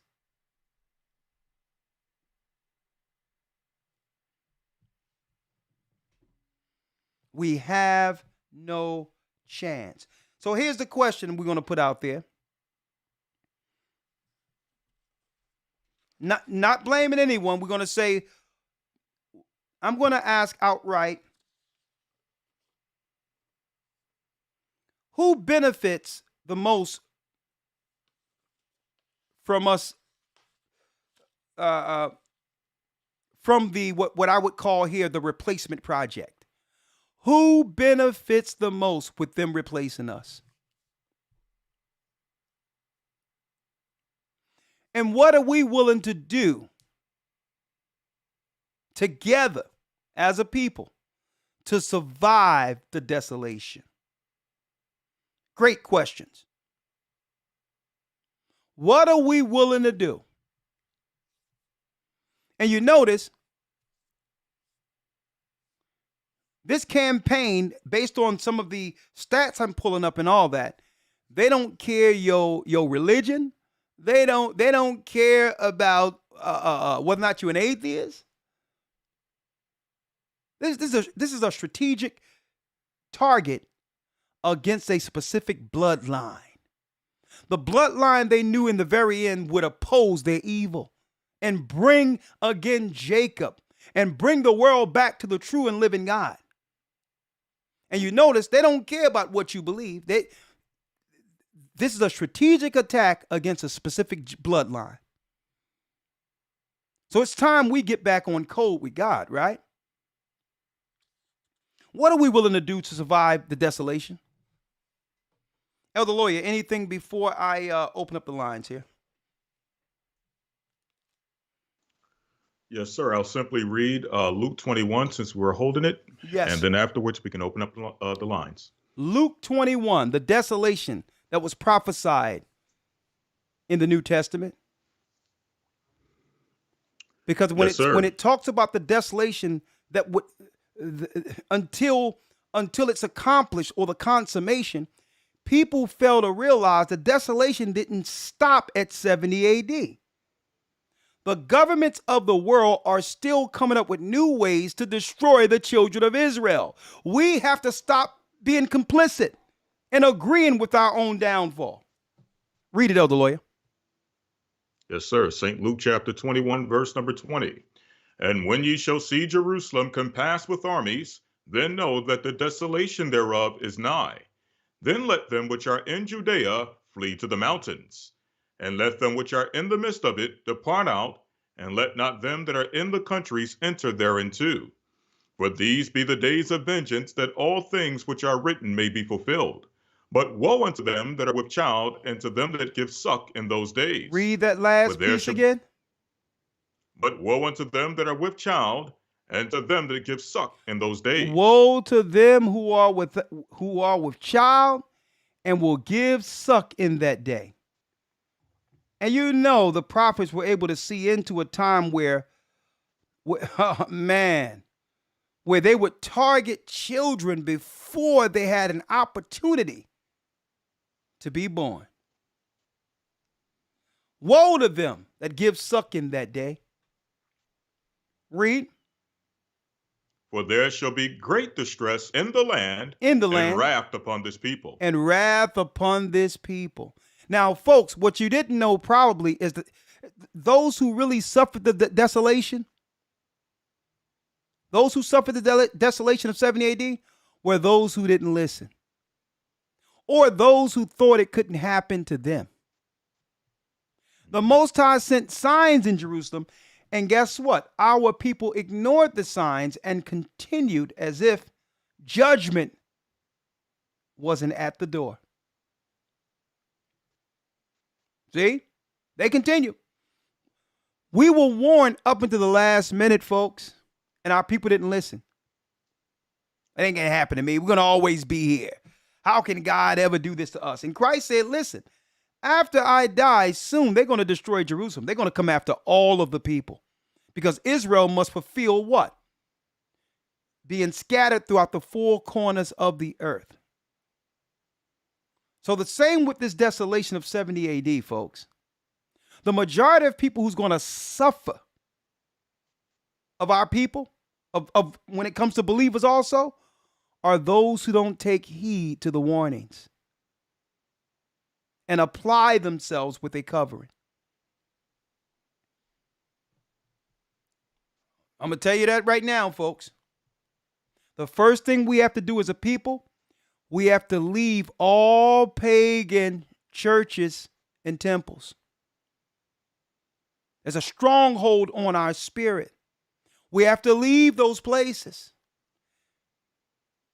We have to leave it, because this is where government socially engineer you into believing, believe it or not, there's government influence in these places who force you into trusting, that's right, all the initiatives that have been destroying our people. The first thing when they roll out a campaign, the first thing they do is put a pastor in front of you as the Pied Piper. And you say, that's a man of God. I must trust him. If he's going to do it, or if he believes this, he'll never lead me astray. Well, listen, you're not supposed to trust any church who would push government initiatives, because why? You can't have it two ways.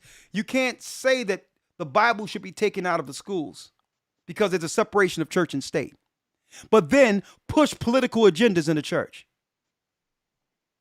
You can't have it both ways. So the same people that are telling you your children shouldn't learn about God in school have come into your church to push an initiative. And you can't see that they are a part of the desolations over your people, on your people. You can't have it both ways.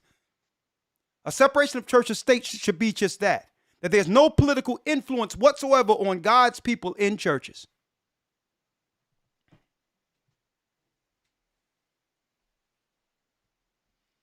So the first thing our people need to do is walk away, because because you know why you're following what they're saying? You believe God is directing you in to do something.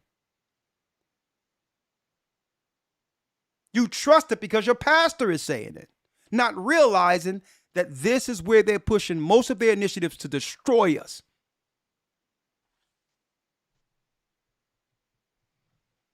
Anything else, Elder Lawyer? Yes, sir. Just one more verse. And they shall fall by the edge of the sword, and shall be led away captive into all nations, and Jerusalem shall be trodden down of the Gentiles until the time of the Gentiles be fulfilled. And that we're going to be destroyed, planned against, harmed by the Gentiles until the times of the Gentiles be fulfilled. Folks, we're at the end of Gentile rule. So they have just amped up their campaigns to destroy us.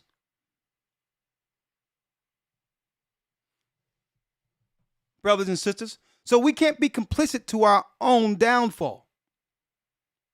We can't be complicit to it. We have to understand what the replacements are here to do. The same thing the Roman Empire did in 70 AD. And none of you can say you weren't warned. None of you can claim that. Hit the like button for me, please. We're about 1,000 likes down. All right, Elder Lawyer, would you like to open up the calls here? Yes, sir. Let's open up the calls. All right, one moment.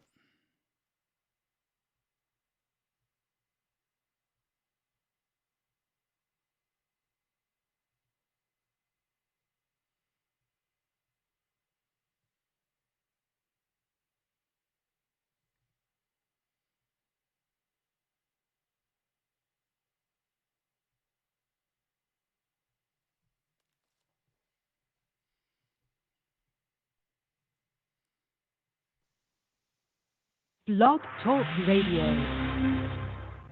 Welcome to Blog Talk Radio. Please hold and you will be able to listen to the show. Unmuted. Okay, we're live. If you have something to say about this particular topic, the replacements, the floor is yours. But understand they're here and they're not going anywhere. They aren't going anywhere. They're here with a specific purpose of replacing our people and to replace those who believe in God. Even if you're not an Israelite, they're looking to replace replace those who believe in Christ. They're coming here with their pagan gods, their demons, their spirits, and their pharmakeia to give you a dose of goodness, if you want to believe that. Sunshine, where you been at, young lady? Hi. Hello? Hello? Hey, Sunshine, let's go. Talk to us. Hi. Oh, hello. Hi, Elder. Shalom. Hi. Hello. Hi. Come on, you're Elder? taking up people's Hello? time now. Come on. Okay. Okay, Elder. This topic rings so true because the habit is in this world is to expect the automatic compliance of Israel as we are asleep or we're asleep. And with this compliance, there's also the expectation that we should love and trust blindly and only focus on the false nuggets in front of us, such as like the health care and the stimulus checks and the relief of rent that appear to help us but really don't, and ignore the things that are in front of us that are meant to, what these nuggets are meant to do, and ahead of us, and keep us still, complacent in our lowered state, and not desiring to act or motivate or ultimately destroy us. And all of this is to benefit Rome and its henchmen.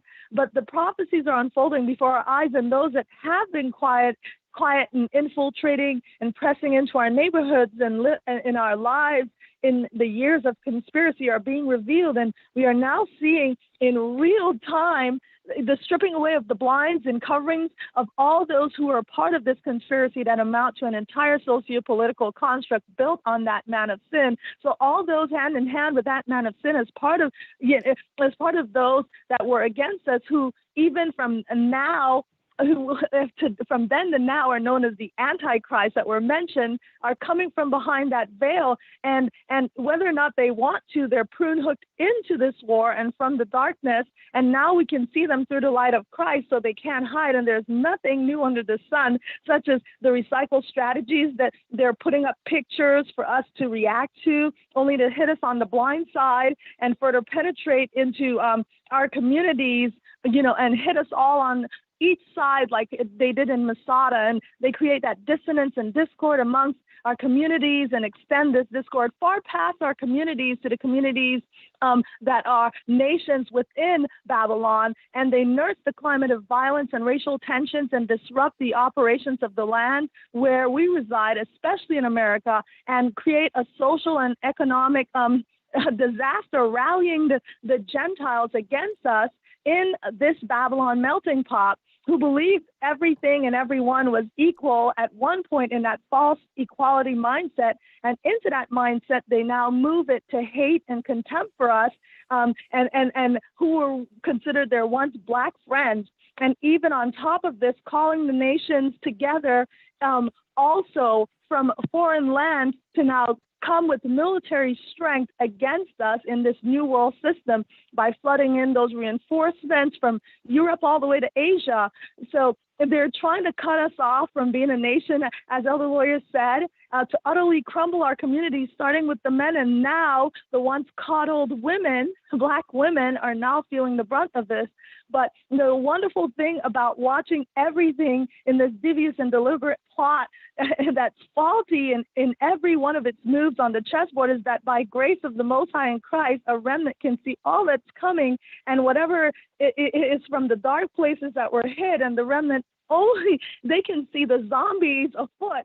And with the medical impositions that are against us, and we can see their desperation in every single move against God's people. And so, seeing all through Christ by grace, those who endure and hold families sacred are bold to stand in truth, and to stand without the fear being in bonds, but only fear and wisdom to the God we serve, and also knowing that the deliverance from the North Country is near to come. And that's all I wanted to say. Thank you. Thank you, Sister Praise Shine. the Most Great. High. Oh, Fantastic. praise the Most High. Hey, guess what? She laid it out. She laid it out. She quantified it in a timely fashion. Thank you, Sunshine. That was absolutely great. And she's right. And you got frustrated men, and she said at one point they coddled women just long enough until they seen the barometer of where men were, and say, well, okay, let's now swing the paradigm where we're going to force women into homelessness. Now, of course, they have a solution for that. The solution is you can stay. We'll provide homes for you and your family under a socialistic society, but you must take the mark of the beast. That's going to be a solution when we go into, that's right, a paperless society. So they got a solution. And this is how they're going to get a lot of our people to choose either what? The mark of the beast or homelessness. How many years have we talked about this with our teachings from the street, 2008, 2009, path to the mark, and we're finally here. I can see exactly how it's going to go down. They're going to take away Section 8. They're going to take away welfare, all of those other things, the social programs, and now there's no man in sight. Here they come with the Hegelian dialectic. Problem, reaction, solution. Would you like to be chipped? You'll be able to go into your Amazon supermarket and get anything you want, and no one have to know anything. You don't have to tell anybody you did it. The same way in 2020, you didn't tell anyone you did it. That's between you and us. That's government or doctor privilege. And this is how it's going to go down, folks. 706 area code.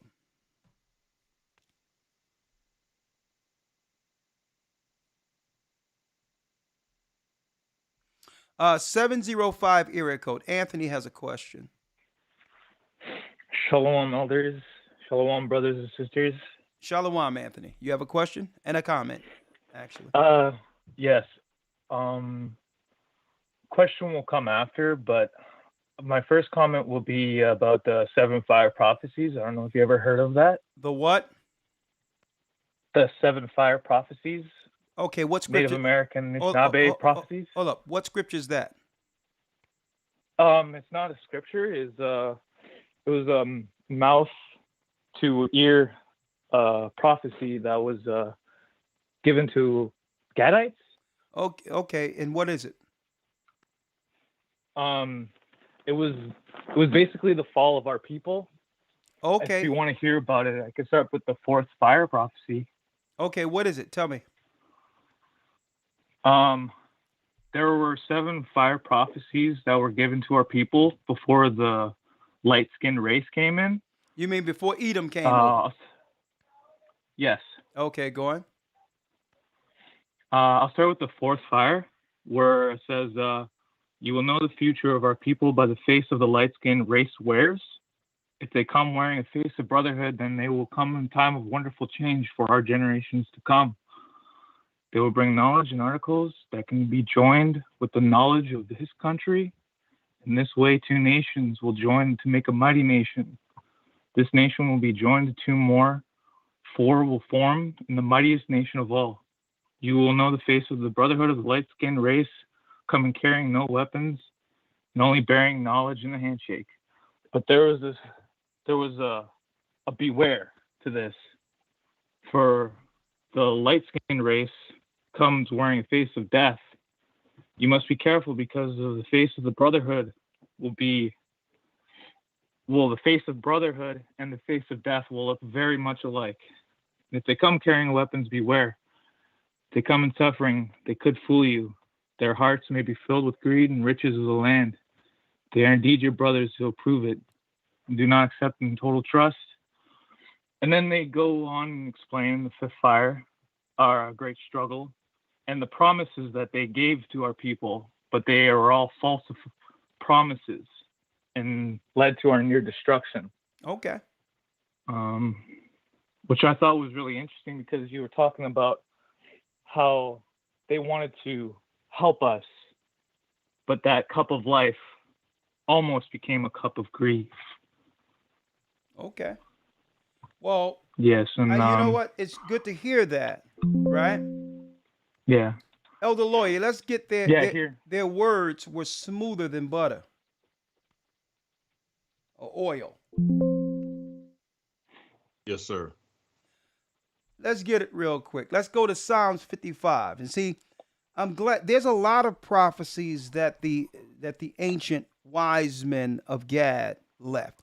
Even I don't know if you you know about the Hopi prophecies, right? No. Yeah, but there's many prophecies, but there's no prophecies on earth that can clearly define and bring all those things together. Even what you've just mentioned than the Bible itself. Right? Because in a nutshell, Psalms say the same thing. And Psalms 55, let me get it right here.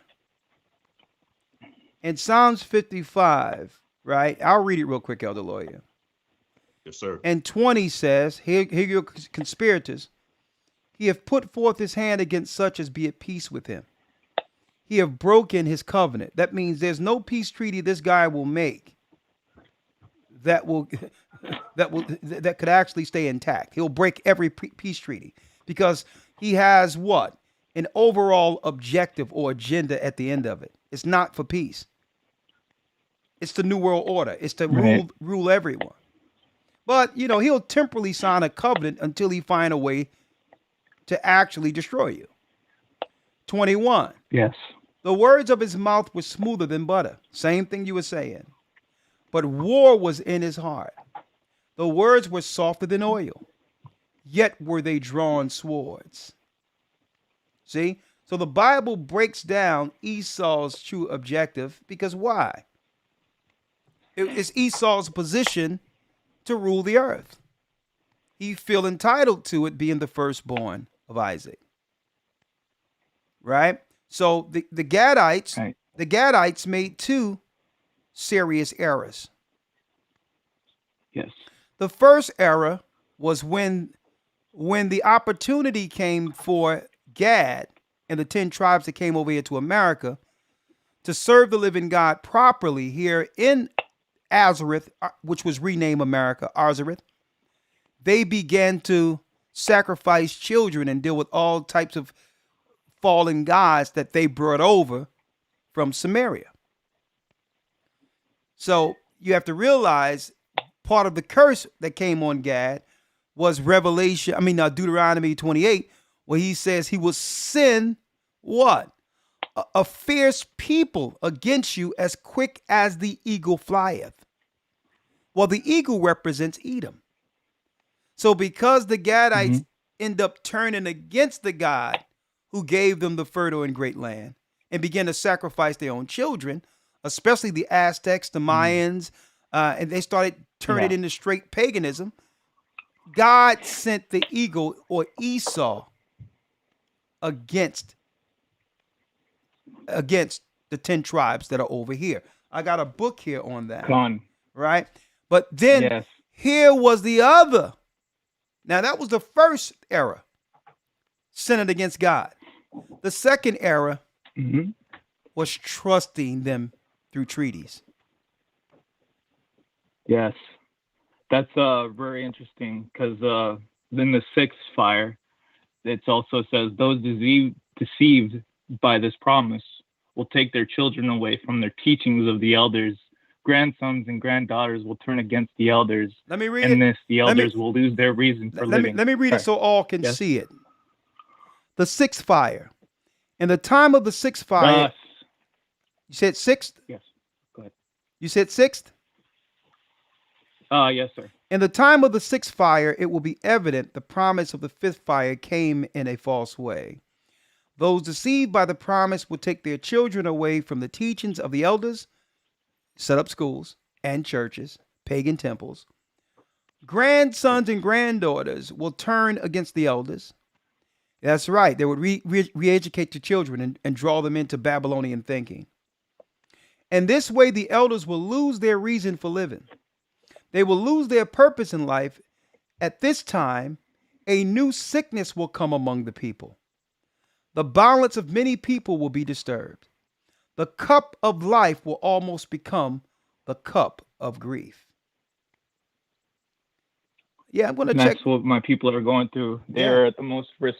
Majority, majority, like they like to say. I'll tell you what, you're not here for the 7 fire prophecies, but what you have No. there. But I believe what you read This here. is what led me to. I was about to say it. I believe everything you read here led you to understand that everything in the 7 fire prophecy is written of in Deuteronomy 28. And I wouldn't be surprised, being that Gad is from the lost tribes of Israel, that these prophecies actually came from the information they understood when Moses gave not just our people Judah the law, but Gad also, our brother. But the Yes. Most High said that in the same land that it was said that we are not his people, in that very same land it shall be told them that ye are the sons of the living God. And brother, even though we came here separate, we will leave free. We will leave a free people together. The lost tribes of Israel united. And this is why they sent the replacements, brother. Because I'm not here. Judah will no longer war against Ephraim, and Ephraim shall not envy Judah. We're going to cast all of our issues aside when it talks about the 10 tribes, the 12 tribes, and understand there's a greater enemy that have always sought to destroy us. And this is why the enemy, outright, in plain sight, have sent the replacements. Because why? This conversation today, brother, this conversation that one day we would unite is prophetic in of itself. Thank you, my brother. Kwam Yasharala. There you go. Bless you. I got a question. Yes. Sorry. My question is, I have someone I hold in high regard. He's a very good teacher, but he's stuck on believing that this whole New Testament is all just a big sham, that Jesus was meant to keep us. I don't want to get into it, but how am I going to prove that otherwise? Because I know that there are so many teachings and foreshadowing of Christ's sacrifice. And I was wondering if there was any video I can find or some sort of teaching you can share with me. The greatest mistake you can make is measuring someone based on your personal, your outside perception. And why am I stating that? How must you measure whether or not this brother is a good teacher? How? Yeah, how? Oh, he was actually the one who led me to the Bible.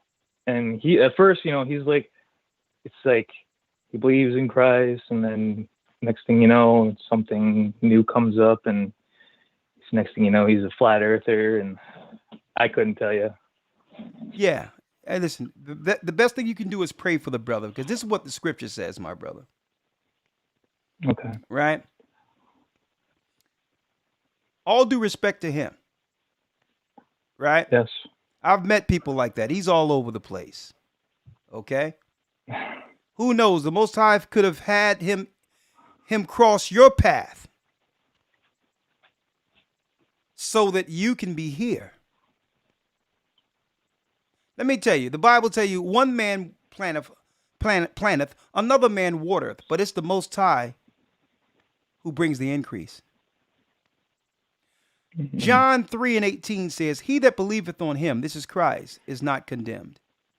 But he that believeth not is condemned already, because he have not believed in the name of the only begotten Son of the Most High. And this is what Christ told the Pharisees and scribes. Because guess what? There was no better teachers at that time than those Pharisees and scribes. He says, don't try to claim that that you believe in Moses and all the children of the prophets. Because your actions prove that you are the same people who condemned or killed the prophets. So just because someone know the Old Testament, brother, or may have led you through understanding the Old Testament, doesn't mean they have the truth. You measure truth through Christ. That's how you measure. That's your perceptions and your emotions out of the way, and understand that I'm going to measure what this person is and who he is to me based on what?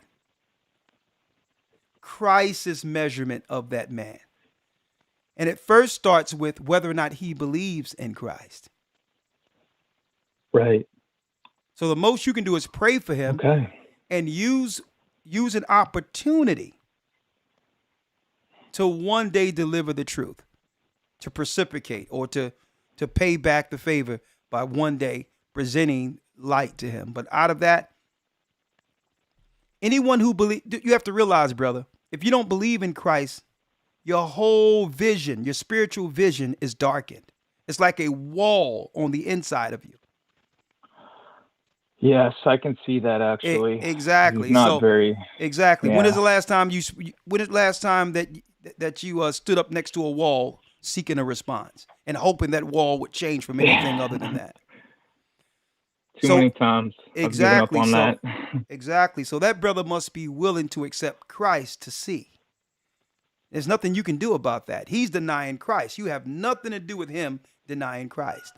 So through that, his eyes have become darkened. So who knows? It may take circumstance. The Most High may have to break him down, because I've seen that. He'll break you down to a point where you fall to your knees, and the only one left is that same Son of God you have denied. So experiences, it may take experiences for him to see what you see right now. And if the Most High want him in that kingdom, then, the Most High is going to break him down, and eventually he'll come around. But that's not your mission. Your mission is to build where you are and not be deterred or taken like he is. You must become that. You must, brother, become that strength, so that when he come around, there's someone there for him. All right, that's your position. I'll be there. There you go, my brother. Shalom. All right. Shalom, elders. All right. Shalom, brothers and sisters. Shalom. Yes, that's Anthony. We're only going to have a few tonight. We're going to have an early night. I thank you all. Please, I want to make sure you all in that next Hebrew and Bible Academy. There's so much information that you can't find no other place. And I'm going to deal with these statistics. I'm going to deal with the statistics, the reality of our world, and where we stand financially compared to every other people. I'm going to put those numbers out there to show people. Okay, when it comes to they're using money to divide man and woman when we need each other. If you have brains, you'll get money. If you put yourself together under the proper order to serve the living God with a unified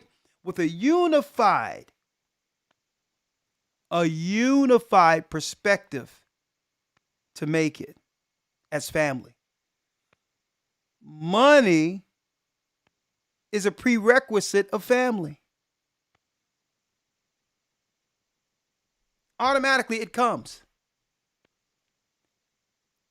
Money is the reality of family. The first businesses were what? Family. The bigger your family, the more you could produce. And they done turned it around where some people crazy out of their mind is going to sit there saying, well, what do you want in a man? Well, he had to be 6 foot and about 6 figures. So he built himself up he built himself all the way up there, and the man have to work to get there. So that you are entitled to what he worked for. Insane. Because that man who worked to get there want something. And that man who worked there have choices. And the last thing that man want to do is give his money over to someone who's waiting for him to make it. He'd rather deal with a woman who would be there from the beginning, whether he had the money or not.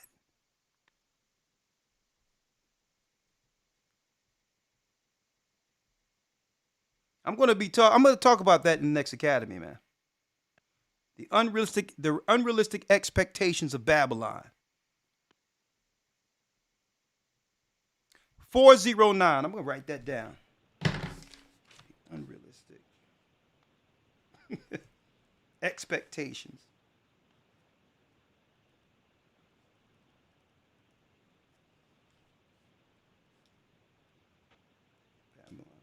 Okay. All right, Pamela, you're live. Shalom. Shalom, Elder. Shalom, how are you, sister? The floor is yours. I'm good. I wanted to comment on the eviction. Yeah. That's what happened to me yesterday. I was evicted. I'm sorry to hear that. And, What happened? Well, I had got behind on rent in the month of July. It started in July. And so I was served the eviction in December. So my first court date was January 17th. Well, I don't want to So when go I through went in on the sister. I don't want to go through all the details of the dates and all that. But let me ask Oh, you. no, I just want to kind of, Yeah, but I'm asking you this: how could your husband allow you to be evicted? I'm single. Oh, okay. I'm a single woman. Yeah, I was just kind of trying to tell you, like, the eviction, not the whole process, but like what, how it transpired. And so when I went in on the 17th, I went with the amount that, was required. Yeah. So on the 17th, the manager was there with her attorney. And so there was more money that was requested. So the judge reset it for January 31st, which was yesterday. Okay. So I went in on the 31st with the other amount that was requested on the 17th, and they still wouldn't take it. Oh, so what they're doing is they're forcing sisters out so that they can now make room for the replacements. And even if you do comply, they're still evicting you? Yes, sir. That's what happened. So where you staying, sister? What are you going to do? Well, I did the appeal this morning, I guess, to try to buy a little time to see how that goes, but I don't know. So right Because now, I wasn't expecting that. okay, well, right now you're still in the house, but you have a date in which you must vacate the premises. Not yet. That's why I did the appeal. The appeal will buy me a little bit more time. And I'm going to ask you this: is what you're dealing with now, is this a new experience that you haven't seen? Usually there were options for sisters in the past where you wouldn't have to worry about things like this. Is there a difference in what's going on now compared to before the so-called pandemic? Well, this is new for me. I've never gone through this before. And I've been here for 10 years. So what you're doing is what you're saying, you're verifying a lot of what we're saying, that they separated the families where sisters would be alone and feel comfortable with thinking that it was okay to be that way. But now they're using the laws and all of that to get sisters out of housing now. Yes, sir. Okay. Let me ask you this. You've been following the church. Are you a part of the church, or have you been listening, or? Yes, sir. I've been following for 2 years now. Okay. Are you a part of one of our gatherings? What you mean by that? Are you gathering? A body? Are you gathering with a local body?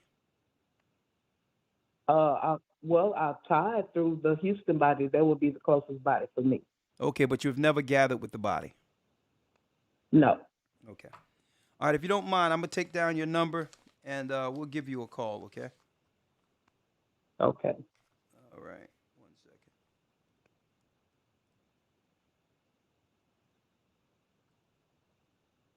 Pamela, right? No, sir. Tamara. Tamara. Oh, Tamara. Oh, let me see. It says Pamela, but Tamara. Okay. All right. All right, Tamara. We'll reach out to you and see if we can see what we can discuss with you. All right. And I'll pray that All things right. work out. All right. Now let me ask you this: All right. even before they Uh-huh. sent you the notices that led to the eviction, right? Uh-huh. Let me ask, if you don't mind, how old are you? I'm 49. Okay. All right. All right. All right. I'll call you. We'll talk, and because I'm sure there's layers to all of this, right? Because Mm-hmm. yeah, I know there's layers, and I don't want to put your business out there like that. So I'll talk with you. All right. All right. Shalom. Okay. All right. So, Okay. Elisa has a question. Elisa. Yes. Shalom, elders. I Shalom. just How are have you? a quick question. Yeah. I'm fine, thank you. I have a quick question in regards to the verse that Elder Lawyer read. It was Luke 21, where it says, "And when you shall see Jerusalem compassed with armies, Yep. then know that the desolation therefore is nigh. Mhm. Let them which is in Judea flee into the mountains, and let them which are in the midst of it depart out." Mhm. Okay, so I'm wondering, well, I'm asking, do you think it's proper to, is that saying that what can really happen here in Babylon, when the armies come, because we know they're coming, should we flee? Like, because I was already planning on going to the continent. Is that wrong? Am I doing like a flee doctrine or something? Because I'm seriously thinking about leaving to Africa. Well, listen. I done seen other people coin things as flea doctrine and all that. There's no flea doctrine at all. Okay. Right. It's no doctrine. Okay. Okay. There was no doctrine when Christ told Jerusalem that if you don't flee before the Romans come, your family will be killed and enslaved and thrown into the arenas as Exactly. gladiators. So that's no doctrine. Okay. That's true. When we shall see Jerusalem compassed with armies, that means at the same rate as in Jerusalem, where there was military occupation for a while.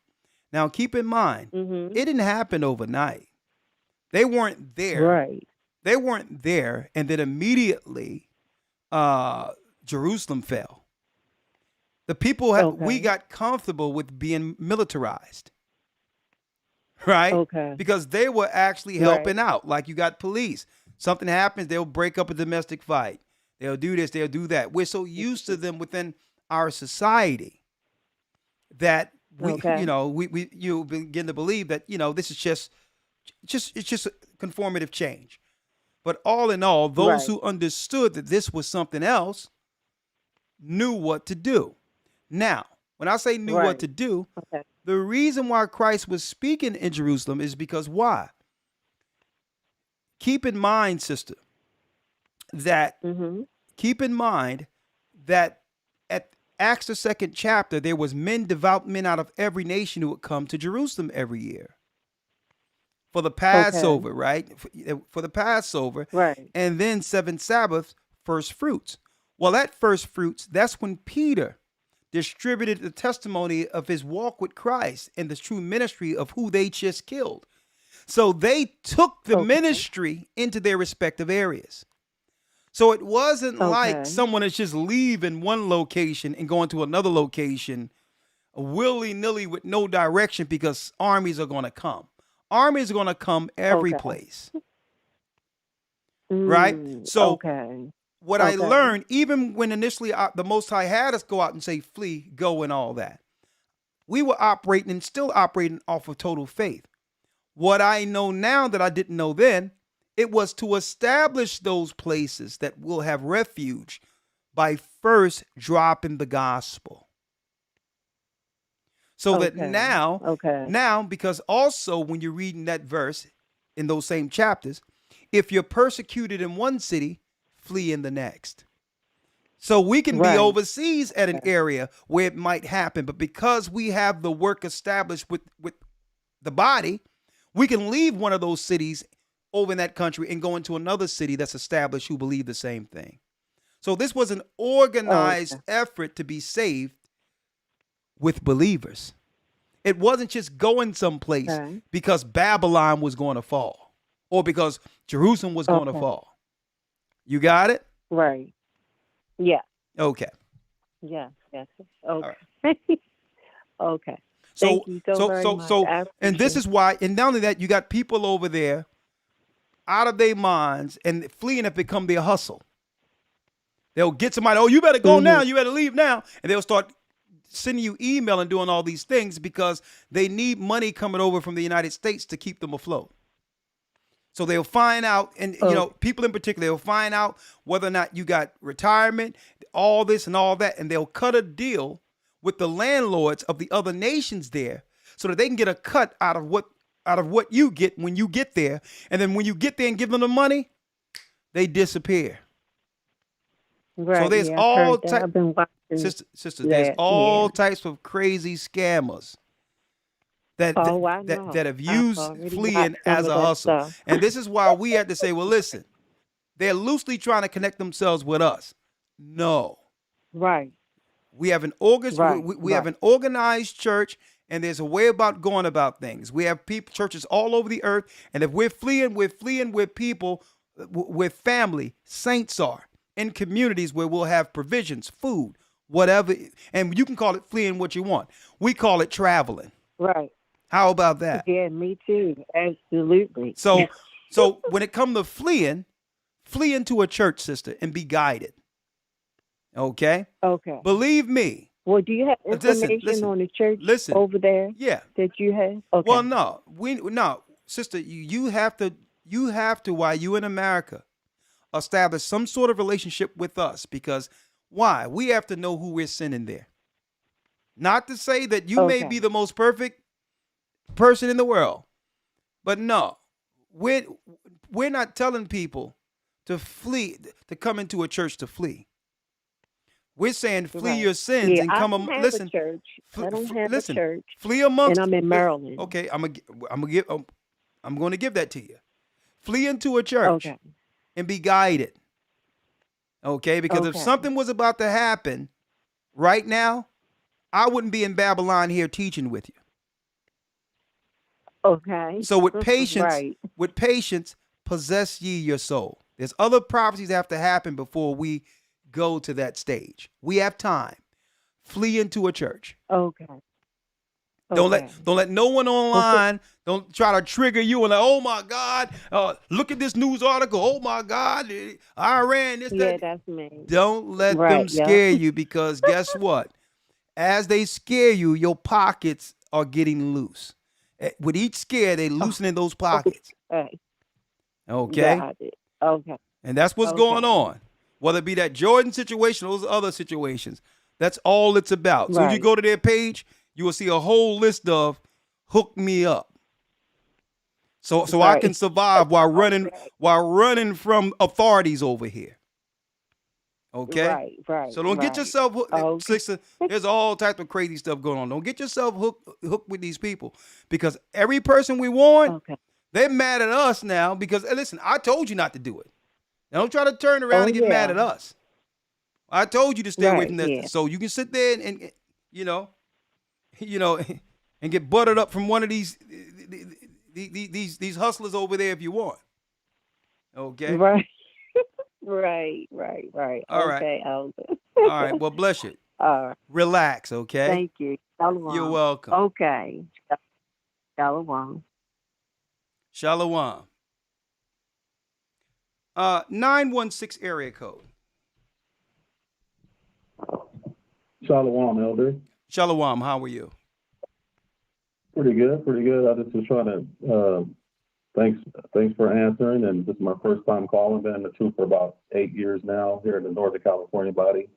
Okay. And the lesson is always poignant with you and Elder Lawyer, with the edification through the Most High. Just had a comment on the lesson tonight. here in California, they have this new law that kind of went into effect fully on the 1st of January, called the SB 357, and it will eliminate law enforcement ability to harass and arrest alphabet women and women of color based on better assumption of the person is engaged in sex work. And actually, it eliminates their records if they've been convicted of that particular crime before. I was just trying to comment or had a question on it. Do you think it's related to the same thing that you're talking about this evening? You talking about arresting women for what they would call street walking? Yeah. So they can't do that anymore. So they cannot. Exactly. What I wanted to tell you is, yes, it has everything to do with it. Keep in mind, there's no coincidence the same time they shut everything down in March 2020, OnlyFans became a mainstay amongst young girls who wanted what? A lot of money. There's no coincidence that at the same time things shut down, OnlyFans, which is really, adult entertainment, young girls had access to show their bodies for money at the same time, almost legalizing the act of prostitution. At the same time, I did an article years ago where, here it is, in California, the vice president of the East Indian, Kamala Harris, right? And the replacements, when she came out and she said that we need to get lighter on prostitution and understand the benefits of sex workers. So the reason why they're segueing there, because they understand with women getting thrown out of their homes, that women are going to have to compromise their bodies to survive. So they're legalizing it as a way of taking away, of really relieving some of the sting. Right? Why? Because a lot of women aren't going to have the alternatives at the office, working to sustain their current lifestyle. So OnlyFans was waiting, and they're loosening up. That's right. I'm just going to use the word because you can't say it. The code for when one is arrested for that is 304. It's called a 304.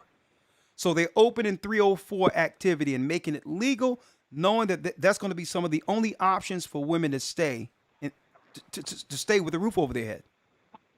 Yeah. Yeah, it's ridiculous. Like I said, I've been here for 20 years, and you go to the Walmart, and it's the open air market. I've never seen this, so I think that the lesson is right on time, Elder, because I can't even take my kids out in that area past about 7 p.m. and the cops go by. They can't do anything. They just like I said, open air market, whatever you want, and it's time for everyone in the body and just everyone to get right with the Most High, because we know that time is coming. Yeah, and when you see it like that, know that Sodom and Gomorrah is at its height, and it's only a matter of time before judgment comes. But believe it or not, it's all intertwined. You have girls waiting to get 18 years old just to set up an OnlyFans account. Right? So here we go. And see, this is, the choices are minimum or slim to none. Because, listen, I don't think at the age of 18, even, because I got the truth in my early 20s, I would not have wanted, at that time, an option to get all that money privately to myself, right? By the click of a button, without no real work and in a spirit towards good success. Even a man shouldn't have access to money like that without the understanding of what to do with it at 18. You understand? And these girls are coming straight out of high school, actually selling themselves online for an opportunity to make 6 figures. So that's too much for these girls, but they don't understand They don't understand the consequences of that. They don't know that at the end of it, you know, what they're going to have to pay for in their future when it comes to wanting a family or someone to respect them, right? So that's a whole nother conversation. But yes, the OnlyFans, prostitution, deciding to go to a club to actually strip and all that, these are going to be some of the only options left to sustain their lifestyles. And it's deep because what they did in the hip hop culture, they made that particular lifestyle what? They made it comfortable enough where so many women are doing it that there's no shame attached to it anymore. So by putting it out there through hip hop, it made giving your body for money a viable option. And now they call that, believe it or not, entrepreneurship. This is the nonsense I'm hearing now, that I'm an entrepreneur. Okay, entrepreneur what? I got an OnlyFans, and I got that connected to my Instagram. This is what's going on out there, folks. It's a shame. We're losing our daughters. Thank you. And how can one police that? When the only thing you need is a telephone or a computer in front of you to set it up in the privacy of your home. And immediately a month or two, you making more than your mother and father, and you're moving out into an apartment, a house and all that to really get it popping. The satanic hot girl summer. But we're going to be talking about that in the academy, but I want to go into that. Those young, impressionable ages, the choices we make that could mean life or death. I'm going to talk about that. Right? Thank you, my brother. Thank you, Shalom. All right, Shalom. Great point. All right, let me place you on hold for a moment. Okay, I think he hung up. Sandra has a question or comment. Sandra. Yes. Yes, the floor is yours. Shalom, Elder. Shalom. Well, first, kind of question comment. I talked to you about a month ago. Elder Lawyer was supposed to call me for baptism, and I was just calling to make sure he doesn't forget me. Okay, and let me ask you, one second. What city and state you're in now? I'm in Georgia. Okay, I'm going to tell you what, because I apologize. So let me fix that one moment. Let's go here. All right, this is what I'll do.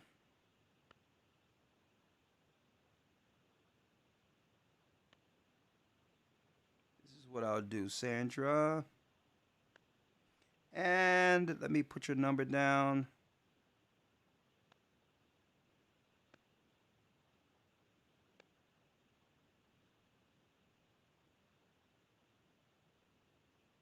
Okay, I just text that to Elder Lawyer for Georgia. He'll reach out and connect you with Bishop Baruch there.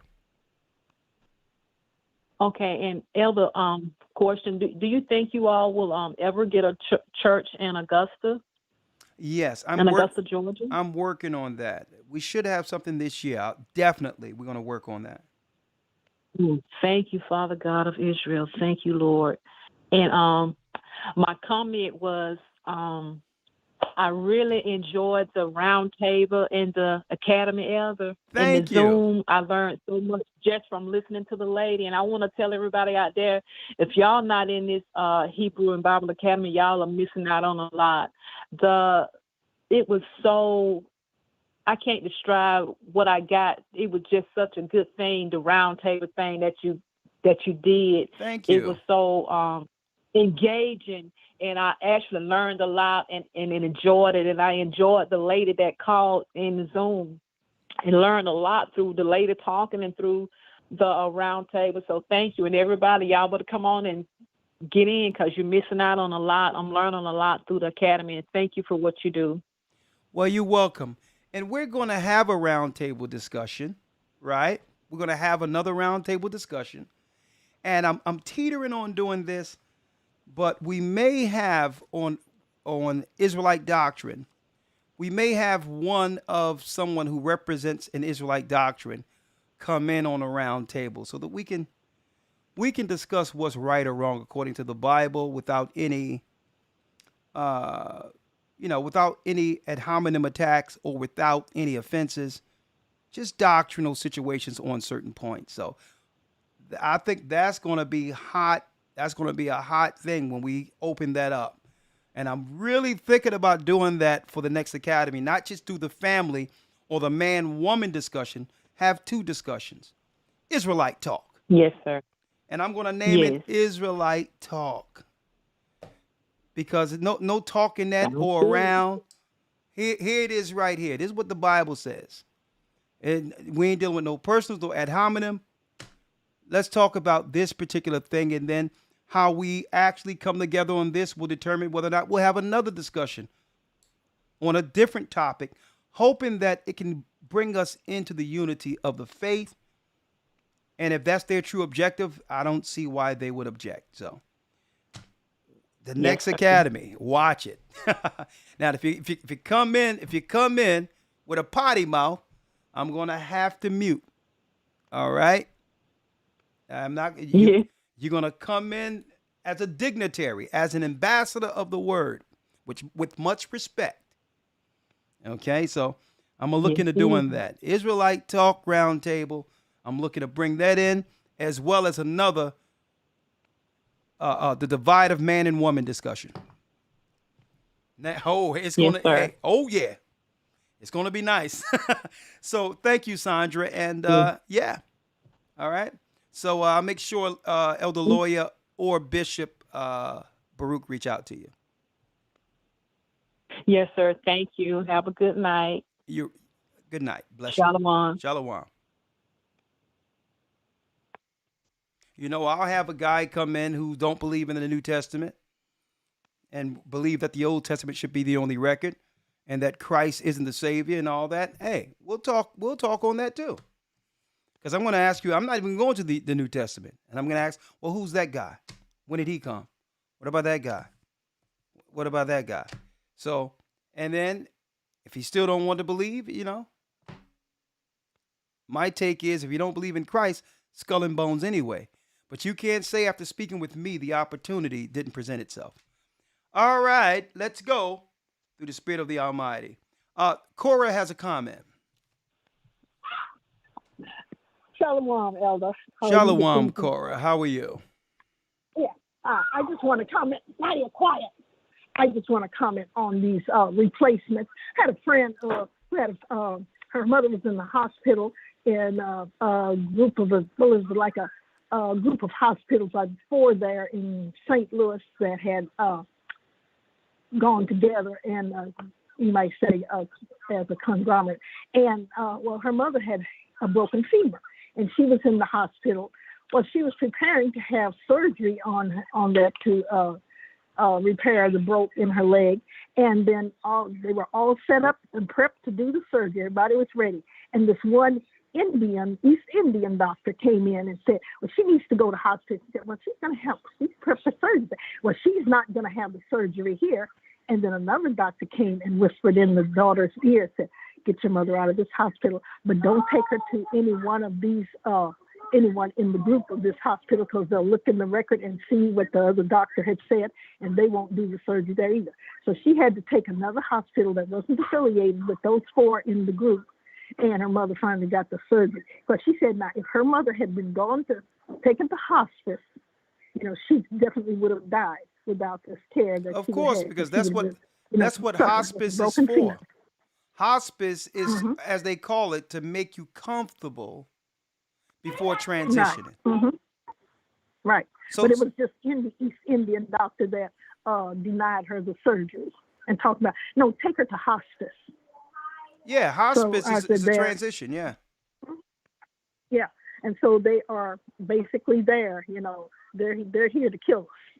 That's basically what they're Allegedly. here for, I think, now. But I'm glad there was a nurse who had the courage to tell your daughter, get her out of it. To tell the daughter to get her out of there. Right. Uh-huh. Well, Yeah. it wasn't Dirks. It was another doctor that Another doctor there. That, So they understand uh-huh, some of these another doctor replacements. that What? told. Yeah. Okay. All Mhm. right. Well, I'm gonna pray. I'm They were glad doing. everything worked out, and it's all alleged. I don't know. I'm Yeah. here just to read the Bible. Mhm. Well, thank you, sister. Yes. All right. Yeah. Okay. All right. Bless you. Bye-bye. Shalom. Oh yeah. And Elder, we put together a chronological order to read the Bible. It was revised because one was missing, but we sent that out last week. Let me tell you, the chronological way of reading the Bible, along with the New Testament and the extra biblical text, how to read it in order. Only through the Gathering of Christ Church can you get this, and we're going to make that a caveat that we give those who enroll in the academies going forward. All right, so I wanted to put it out there. Excellent work, Elder Lawyer. All right, next. And praises. oh yeah, and I'm moving towards making sure we make a Bible with center column references that connects all the books with the name of Ahiah and Yeshaya throughout the Old and New Testament. Center column precept link. Of course, it's going to take a lot of work. I'm going to put some men together, and we're going to have it where the name of the Most High in Christ is in a seriously leather-bound book, Bible, King James Version, never put together like this before. The Gathering of Christ Church. Watch out for it. All right. Israel has a question. Shalom. Shalom, Israel. How are you? All right. Hey, Elder, I had the question. It's when it says about being a stray bull, does a stray bull alone, does that mean like someone cannot be by themselves? They have to gather with the body, gather with the church, because right now I'm in a state where, is no church body. And I was thinking like, I got to get amongst you guys. Okay. Well, there's a difference between not gathering. There's a difference between one who's not gathering and one who choose not to gather. Okay. Right. Right now, you don't have anyone in your area. That's not your fault. So let me break down what that says. What that means. When it talks about a stray bull, right? Extol not thyself in the counsel of thine own heart, that thy soul be not torn in pieces as a bull straying alone. Let me give an example of that, right? When it says extol thyself in thine own heart, that can be one coming to a conclusion without confirming something. You may think something about a person or thought they did something against you or whatever the case, and now you have drawn a conclusion when you could have solved that by actually going to the person. So by doing that, always dealing with what's going on in your mind instead of confirming it, acting it out as if it actually happened, you're going to find that a person like that will rarely be able to keep friends. So when it says not to extol not thyself in thine counsel of their own mind, sometimes we get in our own way. We create circumstances that aren't even there. Or you may listen to someone and now they feed something in you, and now you're taking a seed of evil against another person without even confirming whether or not it's true. So what it's saying is, let all things be established before two or more witnesses. And don't let the counsel of your mind destroy you and separate you from those you love or who could help you, in due time. Satan would like to put thoughts in people's minds, the whisperer. So I've seen people like that. I've seen people just out tripping in their own mind. You have a guy, even we used to go out and all that, back, when I first turned 21, young, we all out there, and you got a guy and I'm giving you a worldly example, then I'm going to give you a truth example. You have a guy who will come in to the spot where everybody is or whatever the case is, and he's mean mugging people as if someone did something to him. Right? In his own mind, in his mind, he's justified in this fight he's about to get into. Right? So he already have a preconceived thought in his mind to harm somebody or to get into something with someone. Crazy people. That's a worldly view of someone drawing a conclusion on someone in their own mind. Now, from a church view, because I know people here listen to us who come in from the world and do all these other, or who's not in the truth at all. And that's why I like to give regular examples where wisdom applies. Right. Drawing a conclusion on somebody for no reason, when that person personally did nothing to you. Right? So, and it says, extol not thyself. Right. That means you came to a conclusion in your own mind as if you had a conversation with that person. You've already come to a conclusion as if they did something to you already. And the Bible says, get out of your own way. Stop drawing conclusions when there's nothing, there's not anything there. There's nothing there. You're keeping yourself from success by always drawing conclusions. So that's what it means. Extol not thyself in thine own counsel. Get out of your own mind. That thy soul be not torn in pieces as a bull straying alone. Because no one wants to be around a person who's never satisfied, always looking for trouble. Everyone else is the issue. And guess what? They don't even realize that they are the factor. They don't even realize that at the end of the day, the common denominator is that individual. You can't tell me you're going to have the same instance and the same abrasive scenario or fallout with everyone you meet and try to claim it's that person. You're going to be a stray bull. People are going to avoid you when you come around. That's what that scripture's talking about. Right. Wow. All right. Man, I need to hear that. That's some good stuff, man. Hey, Elder, can you please text me because I forgot your number, for the 15 the Diamond movie. Okay, I'm going to hit you up, right? Let me hit you up. Okay, thank you, sir. I appreciate it. Thank you.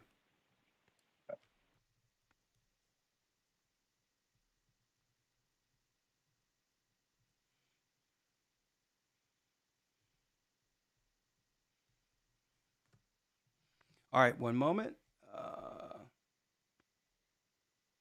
I only got a few more, then we'll end this 510 area code. 510.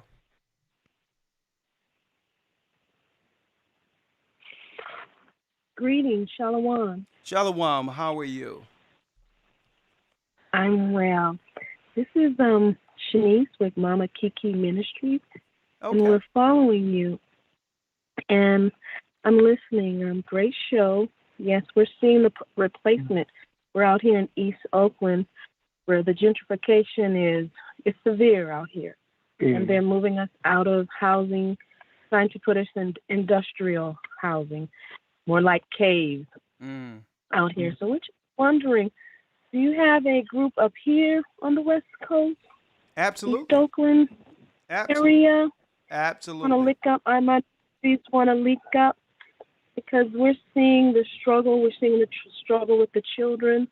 We're out at Sabrani Park, and we've actually watched this whole community just break down and be replaced by people from Mexico and elders removed from their homes taken. People come in, steal the homes for a little of nothing.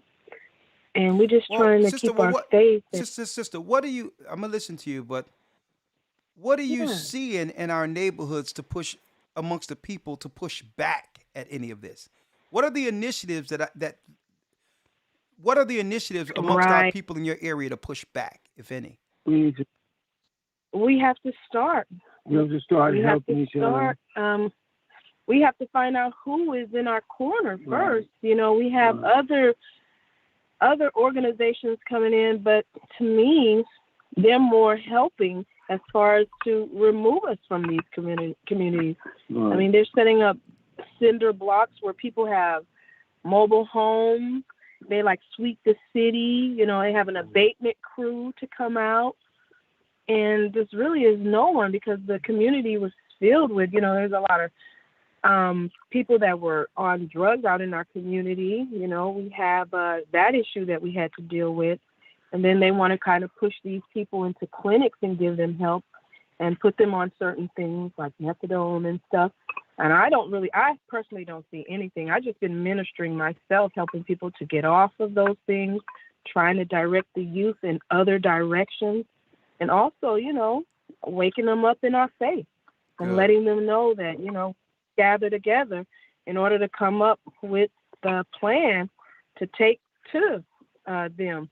Great. We don't really have one. We had a sister that made news. I can't think of her name right now, but she sat on her grandmother's house on Magnolia Street in Oakland, trying to, you know, get them to stop coming in and taking over and taking the property and raising up the rent and the prices of the houses out here.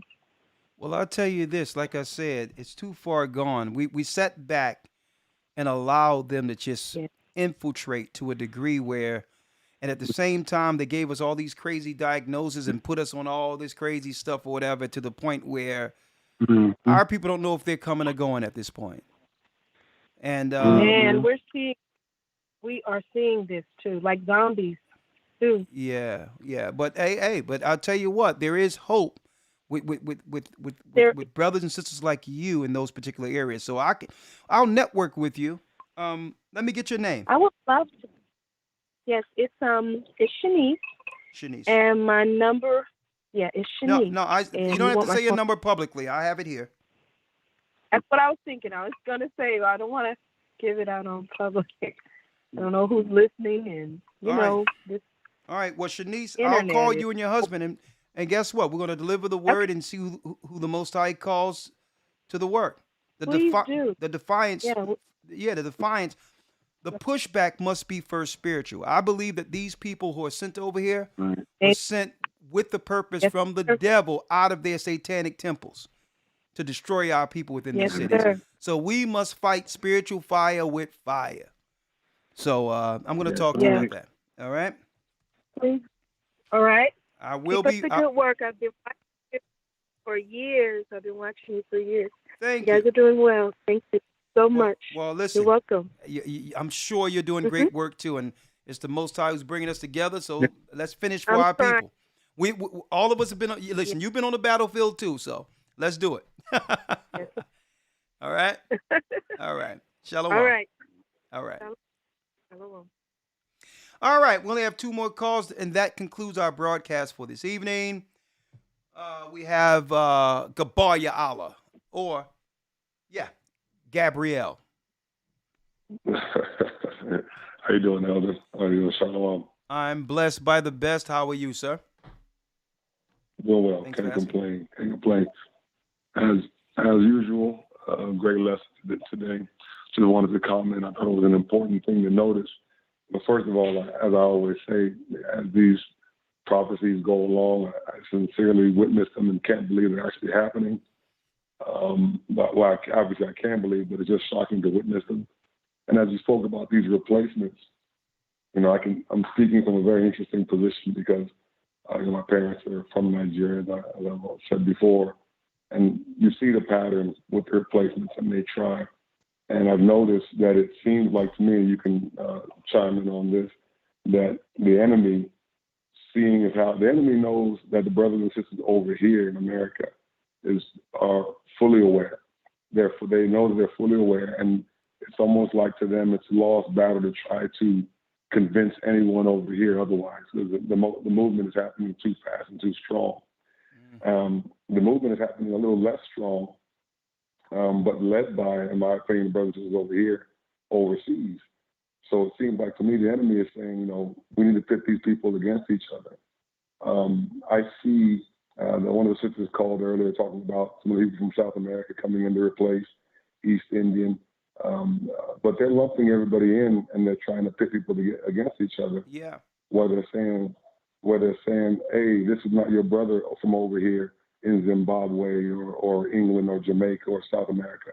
He's an overseas guy, and they're trying to lump those people in with the Ukrainians and the East Europeans and the East Indians.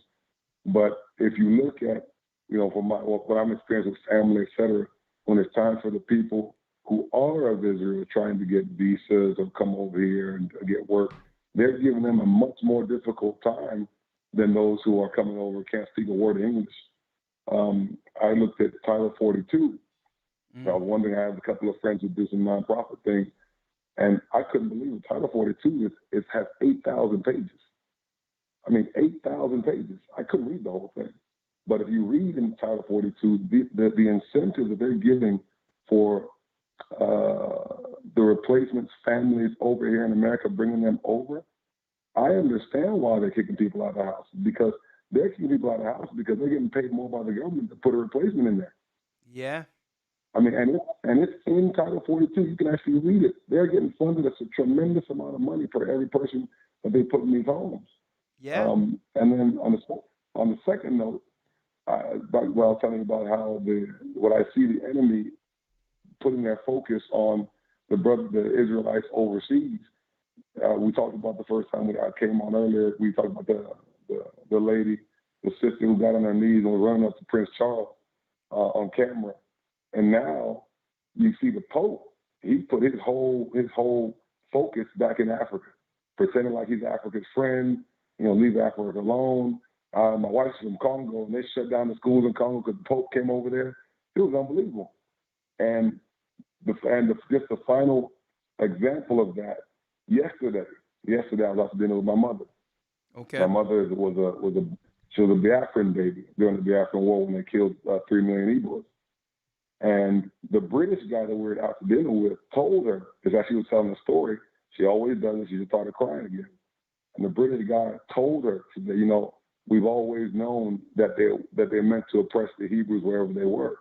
And when my mom heard that, she looked up at me, tears in her eyes, and you could just tell that she said, I can't believe this man knows this or said this to us.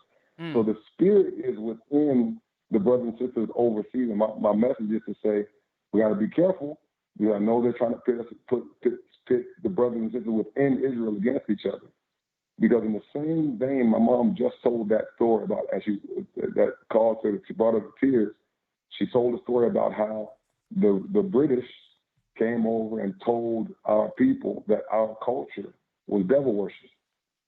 Although our people were always doing the same thing, the same celebration and the same law, statutes, and commandments as depicted in the Book of Enoch. We've always had 364-day calendar. It still exists. Yeah, the Hebrew right? traditions. In the Hebrew calendar.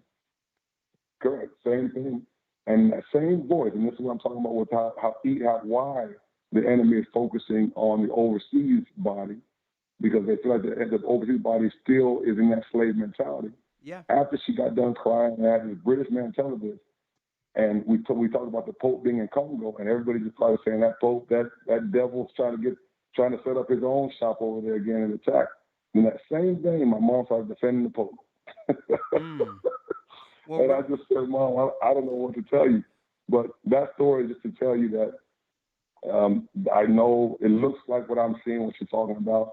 The enemy is putting their focus on the people that they feel they can still influence.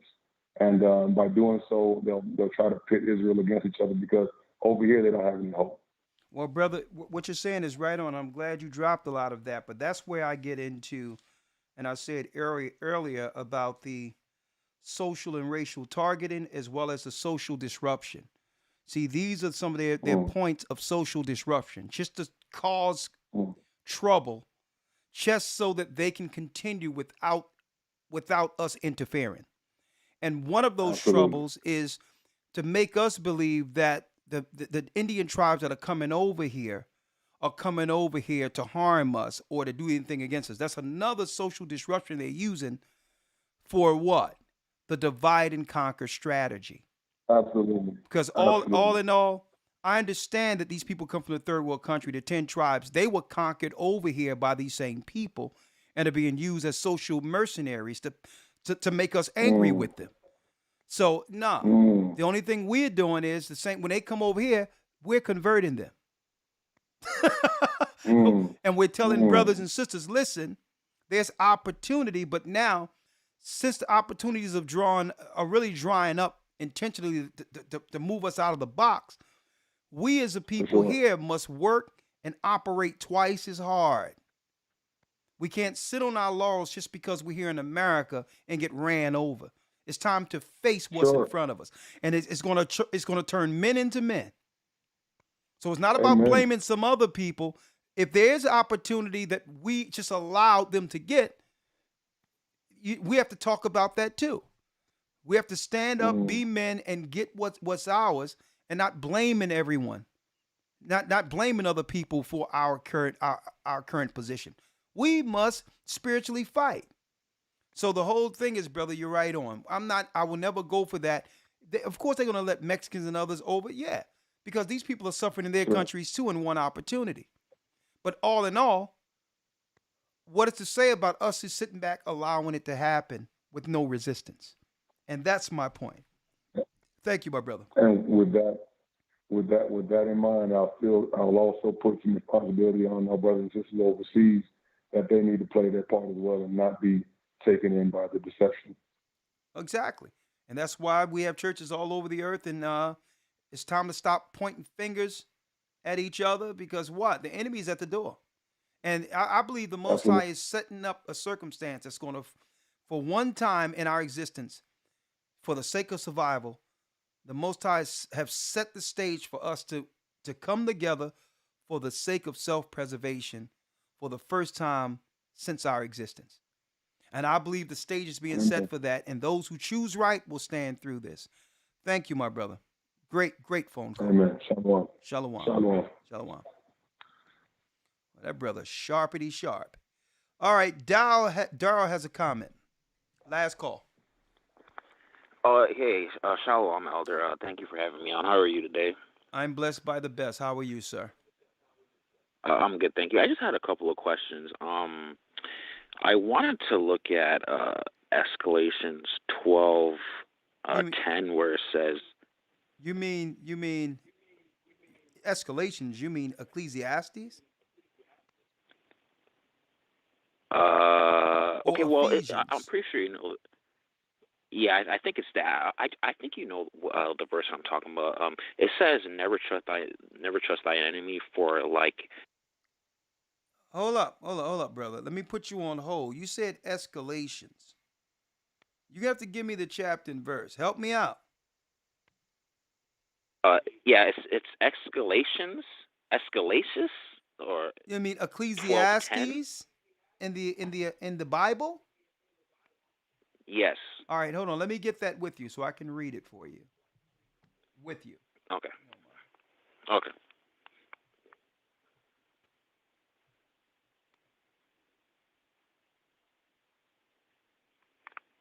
Now, are you in the Apocrypha or are you in the Bible?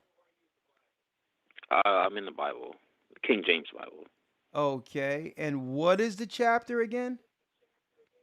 12:10. No, give me the name of the book. It's Ecclesiastes. No. I can't pronounce it. Okay, Ecclesiastes in the Bible is the preacher sought to find out acceptable words. Now, would you like me to get the Apocrypha for you? Sure. Okay, one moment. All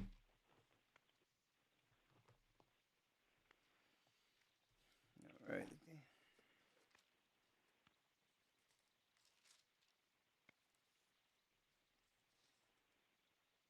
Okay, that's in the Apocrypha, brother. It's Ecclesiasticus. Ecclesiasticus 12:10 says, "Never trust thine enemy, for like as iron rusteth, so is his wickedness." Yeah. Yes. Yeah, so I had a question about that specific scripture. When you look at our people and the interactions with the heathens, and the history of the brutalization of our people, Yeah. is that verse specifically talking about not trusting the heathens specifically, or is it talking about people in general, including our people? An enemy is an enemy, right? Right. An enemy is an enemy, okay? If a nation is coming over here after worshiping in a dragon temple, the last thing I'm going to allow him to do is to dictate my path concerning health or otherwise, okay? I'll see what use I have of him, and if they come over here and they want to put on a white coat, whatever the case is, I'll see what use I have of him, and I'm gonna tell him what he need to do for me. I don't trust him. That's me, right? And it's nothing personal. I don't trust him. I don't know why he's here, and I don't trust him. Now that's one level. Now here's another level. You have a person who continually have art against you, or this person have shown they don't like you, right? For whatever reason. Con. All right. So I'm not going to trust that person. that he don't have my best interest at heart, or she. So I don't trust him. Con. So now, that's what it means. Let me pull it up so you can see it, so others can see it too. Right? And I'm going to give you a precept to go with that. 1 second. You had me going for a second. I mean, escalations. I'm like, man, I need that. Where you get that Bible from? Sorry about that, Elder. It's that was my okay. fault. I know. It's okay, my brother. And it's, let's see, Sirach. It's Sirach 12, which is Ecclesiasticus. All right, Sirach 12. And the 10th verse, which reads, "Never trust thine enemy, for like as iron rusteth, so is his wickedness." Okay, eventually iron is going to rust. Eventually, that enemy is going to cross you. And Yes. and here's the point. Though he humble himself and go crouching, yet take heed and beware of him, because he may come in a what? A passive manner. Yet take heed and beware of him, and thou shalt be unto him as if thou hast wiped a looking glass, and thou shalt know that his rust have not been altogether wiped away. Set him not by thee, lest when he have overthrown thee, he stand up in thy place. Neither let him sit at thy right hand, lest he seek to take the seat, and thou at the last remember my words and be pricked therewith. So, outright, right? You can love someone, but never put someone who has an issue with you in position to overtake you.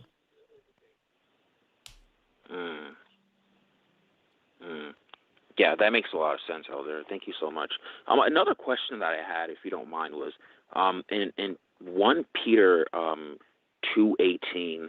A lot of people who have questions about religion and things of that nature, they love bringing the scripture up, and it says, "Slaves, submit yourself to your master with all respect, not only to those who are good and considerate, but also to those who are harsh." I believe there's this notion that when we were in captivity during the when we were slaves in this country, that slave masters would read this to us, so hence we would submit to our masters. Is there some truth to that, Elder? Okay, whoever's telling you this listen. Gentile slave masters have been misinterpreting the Bible since their inception. Okay, I'm not going to look at the Bible a certain type of way because a white man is going to try to use a precept to justify his heinous crimes against me. I can separate the precept, First Peter's, from that guy. So this is the problem that people have. Well, the Bible says it justifies slavery. What? First of all, Peter is saying, have it right here. First Peter's 2:17 said start off here, and this is how you know it's a just disingenuous argument when they try to bring that. He starts off in the 17th verse and says and states, honor all men, love the brotherhood, fear God, and honor the king. Right there gives us the context of what Peter is actually discussing here. Not to disrespect people. Right? Now, when you go to the 8th, listen, when you go to the 18th verse, it says servants. It doesn't say slaves. Now, I need you to do me a favor and understand that you can replace that word servant with employee. Because under the Old Testament, servitude was an agreement. And after 7 years, after you make money under a family's employment, you can go away free with money to establish your own business. See? So this servants wasn't talking about slavery, even if a false plantation, a white racist plantation owner would like to use this precept. It wasn't talking about slaves in chattel slavery. It was talking about servants be subject to your masters. These are people who are paying you with all fear, not only to the good and gentle, but also to the froward. So just because someone isn't coddling you doesn't mean they don't have your best interest at heart. Get the job done, right? And be obedient to those that you're under the authority of.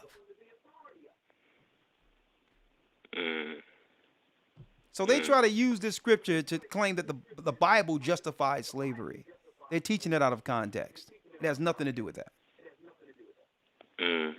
Okay, that definitely makes a lot more sense. And last question before I leave you alone. NASA I've heard means deceive in Hebrew. Now, when you look at the book of Genesis 1 6 to 8, it talks about the firmament dome. I've been wondering, do we actually, live in a dome where, a lot of the scriptures in the Bible, especially Genesis 1, 9, 10. Or, okay, hold up. Let's stop. There's many layers here. Don't tell me that you're going to go to a scripture to try to justify a flat earth. Is that where we're going here? No, I wasn't saying that. I wasn't saying that either. Okay, so every time I hear live in a dome, that implies that we're living on a flat plane with like a round thing over it. Yes, that's my I guess explanation of a firmament dome in Genesis 1, 6, 8. Okay, hold on. Let's go there.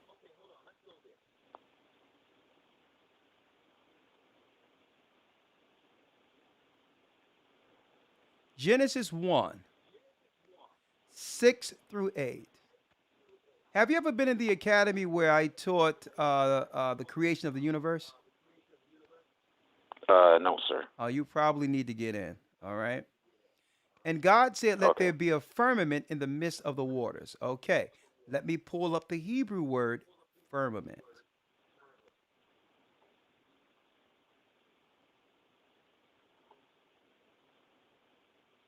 Firmament.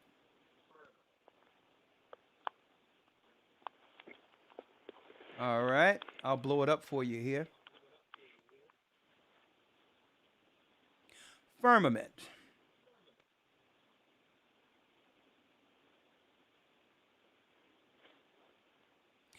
That is the firmament or apparently visible arch of the sky. Firmament. Okay, where did you get dome from? Well, I just got this picture. No. I need you to close your eyes. We're not looking at pictures. We're looking at the Bible. Open your eyes in the Bible. All right? An expanse. Yep. That is firmament. Visible arch of the sky. Where do you see dome at? Nowhere. Okay. That's nowhere, right? Yes, Elder. Okay, so why did you use the word dome? That sounds like one of those East Indian concepts of flat earth, because they brought that over here too with their demonic selves. Yeah, I was just under the impression that a firmament meant we were under a dome. I understand, because you didn't come up with that idea yourself. That's concepts that are out there with people trying to push the garbage, non-existent flat earth theory. All right? Yeah, but I was also putting two and two together. Okay, well, listen, in brother. terms of If you wanna put two and two together, I'm gonna show you how you do it. Because you ever heard that scripture I read earlier? Don't extol thyself in thine own counsel, lest you be a stray bull, straying alone. See, no, I didn't. yeah, you should have been there, because it wasn't meant for you to put two and two together, because you need a teacher to put two and two together. Right. Okay. Let me read this to you. Go to Hebrews. You have a Bible? Yes. Okay. I need you to go to Isaiah 40 first. Isaiah 40. Isaiah 40. Uh-huh. What verse, Elder? Read the 22nd verse.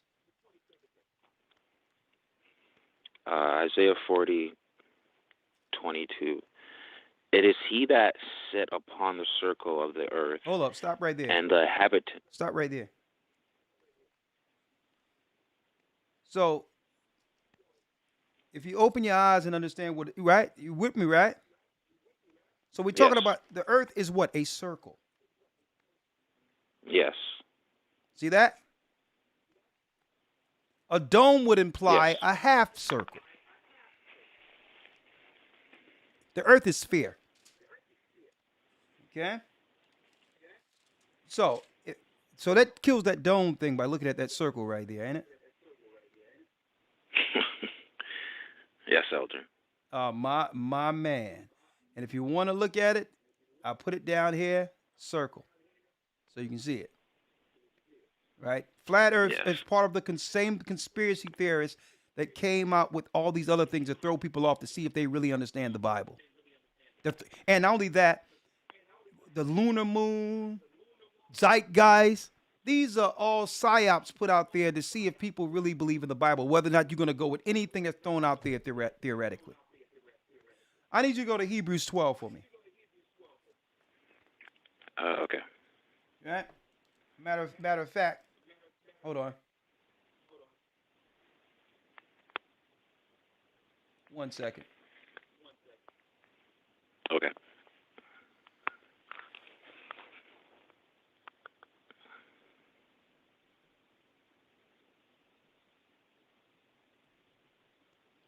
One second. Believe in the principles. I'm at Hebrews 12. I'm going there with you. Go to Hebrews 6. Hebrews 6. That's the one. Okay. Hebrews 6. Right? Verse 1? No. Hold on. Let me grab it. Hold on. Drop 5 and 12. Yeah, that's it. 1 second. 1 second here. Let me go to the regular one here. Hebrews 5. That's it. Hebrews 5. Let me know when you're there.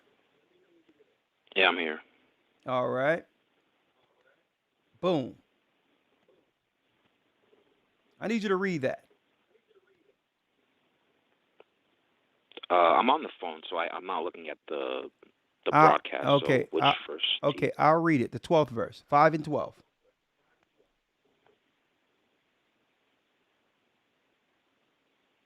So Hebrews 12, No, 5. no. Hebrews 5, 5th chapter, 12th verse.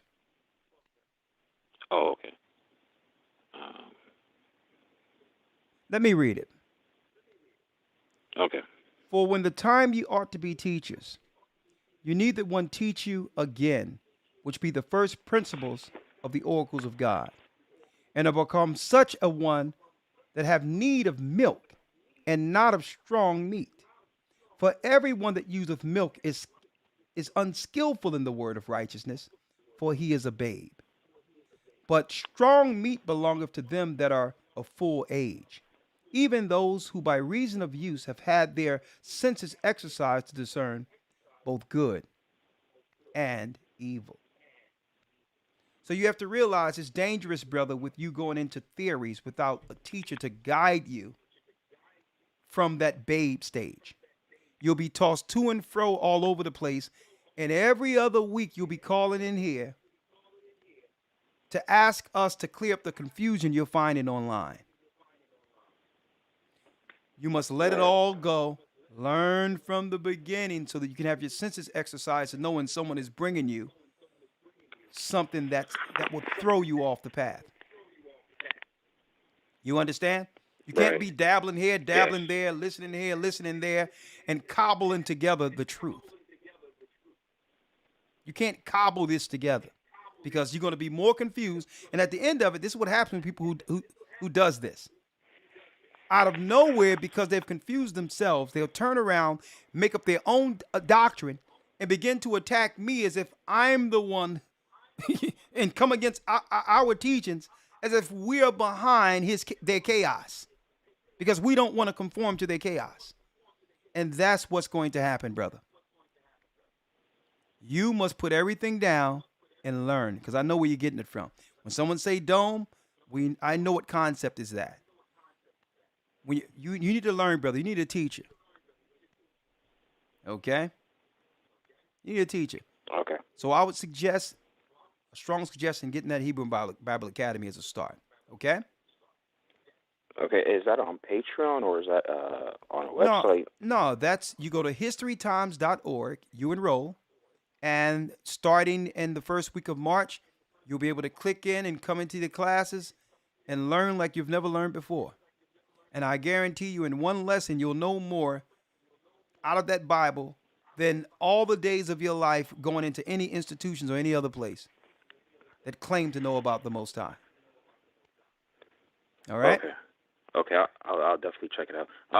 One thing, is that the place Man, you got where, about 4 things. This is the last thing. No, this is the last thing. Yeah. Oh, okay, this is the last thing.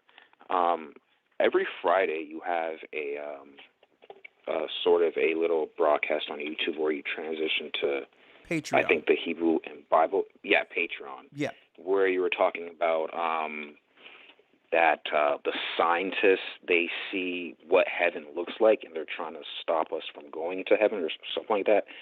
I didn't say is that. that on Patreon also? I didn't say it like that.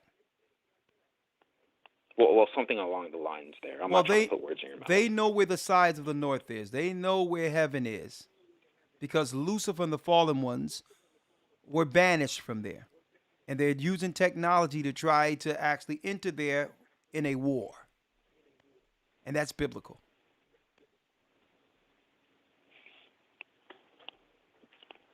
Okay. You good? Okay. Is it possible if I could get that verse, please, Alder? What verse? The verse where they're trying to access heaven to get into a war. Absolutely. I said one more, but I'm gonna let you get this one. Isaiah 14. Okay. Isaiah 14. Okay, thank you so much, Elder. I really appreciate it. No, let me read it. Oh, okay. And if you're in the academy, you'll be here to hear one of the last lessons, the judgment of the gods, leading to Armageddon. So, yeah, get in that class, young man. Let me read it. Yes, sir.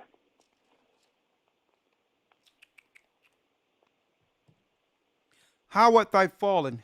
Isaiah 14 and 12, I'm tired. How art thou fallen from heaven, O Lucifer, son of the morning? How art thou cut down to the ground, which did weaken the nations?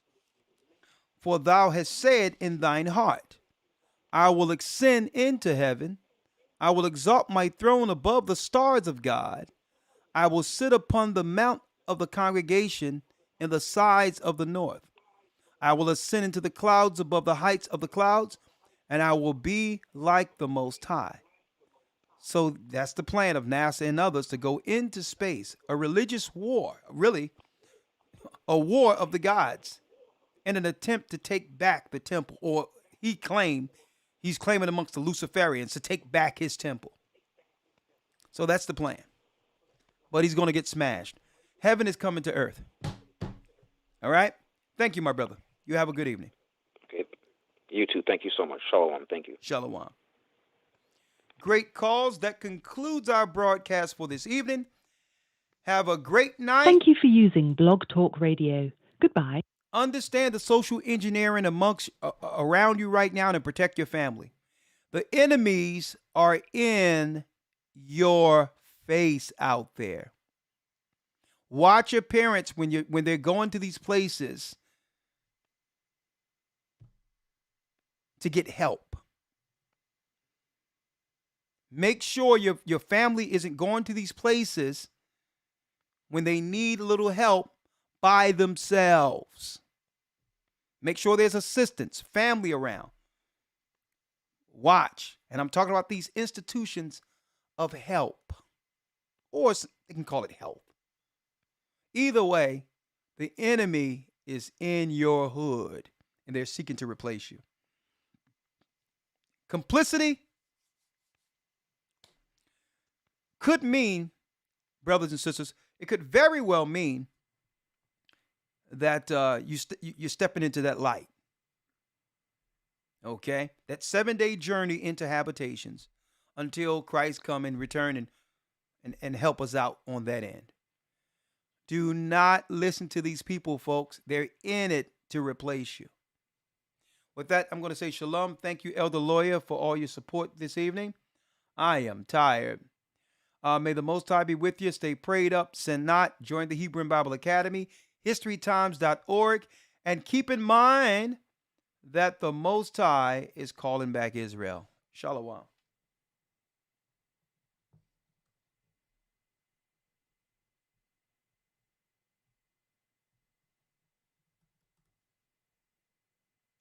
Blessings.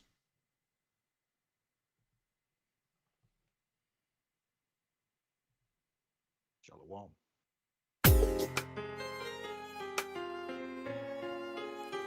Thank you, Elder Lawyer.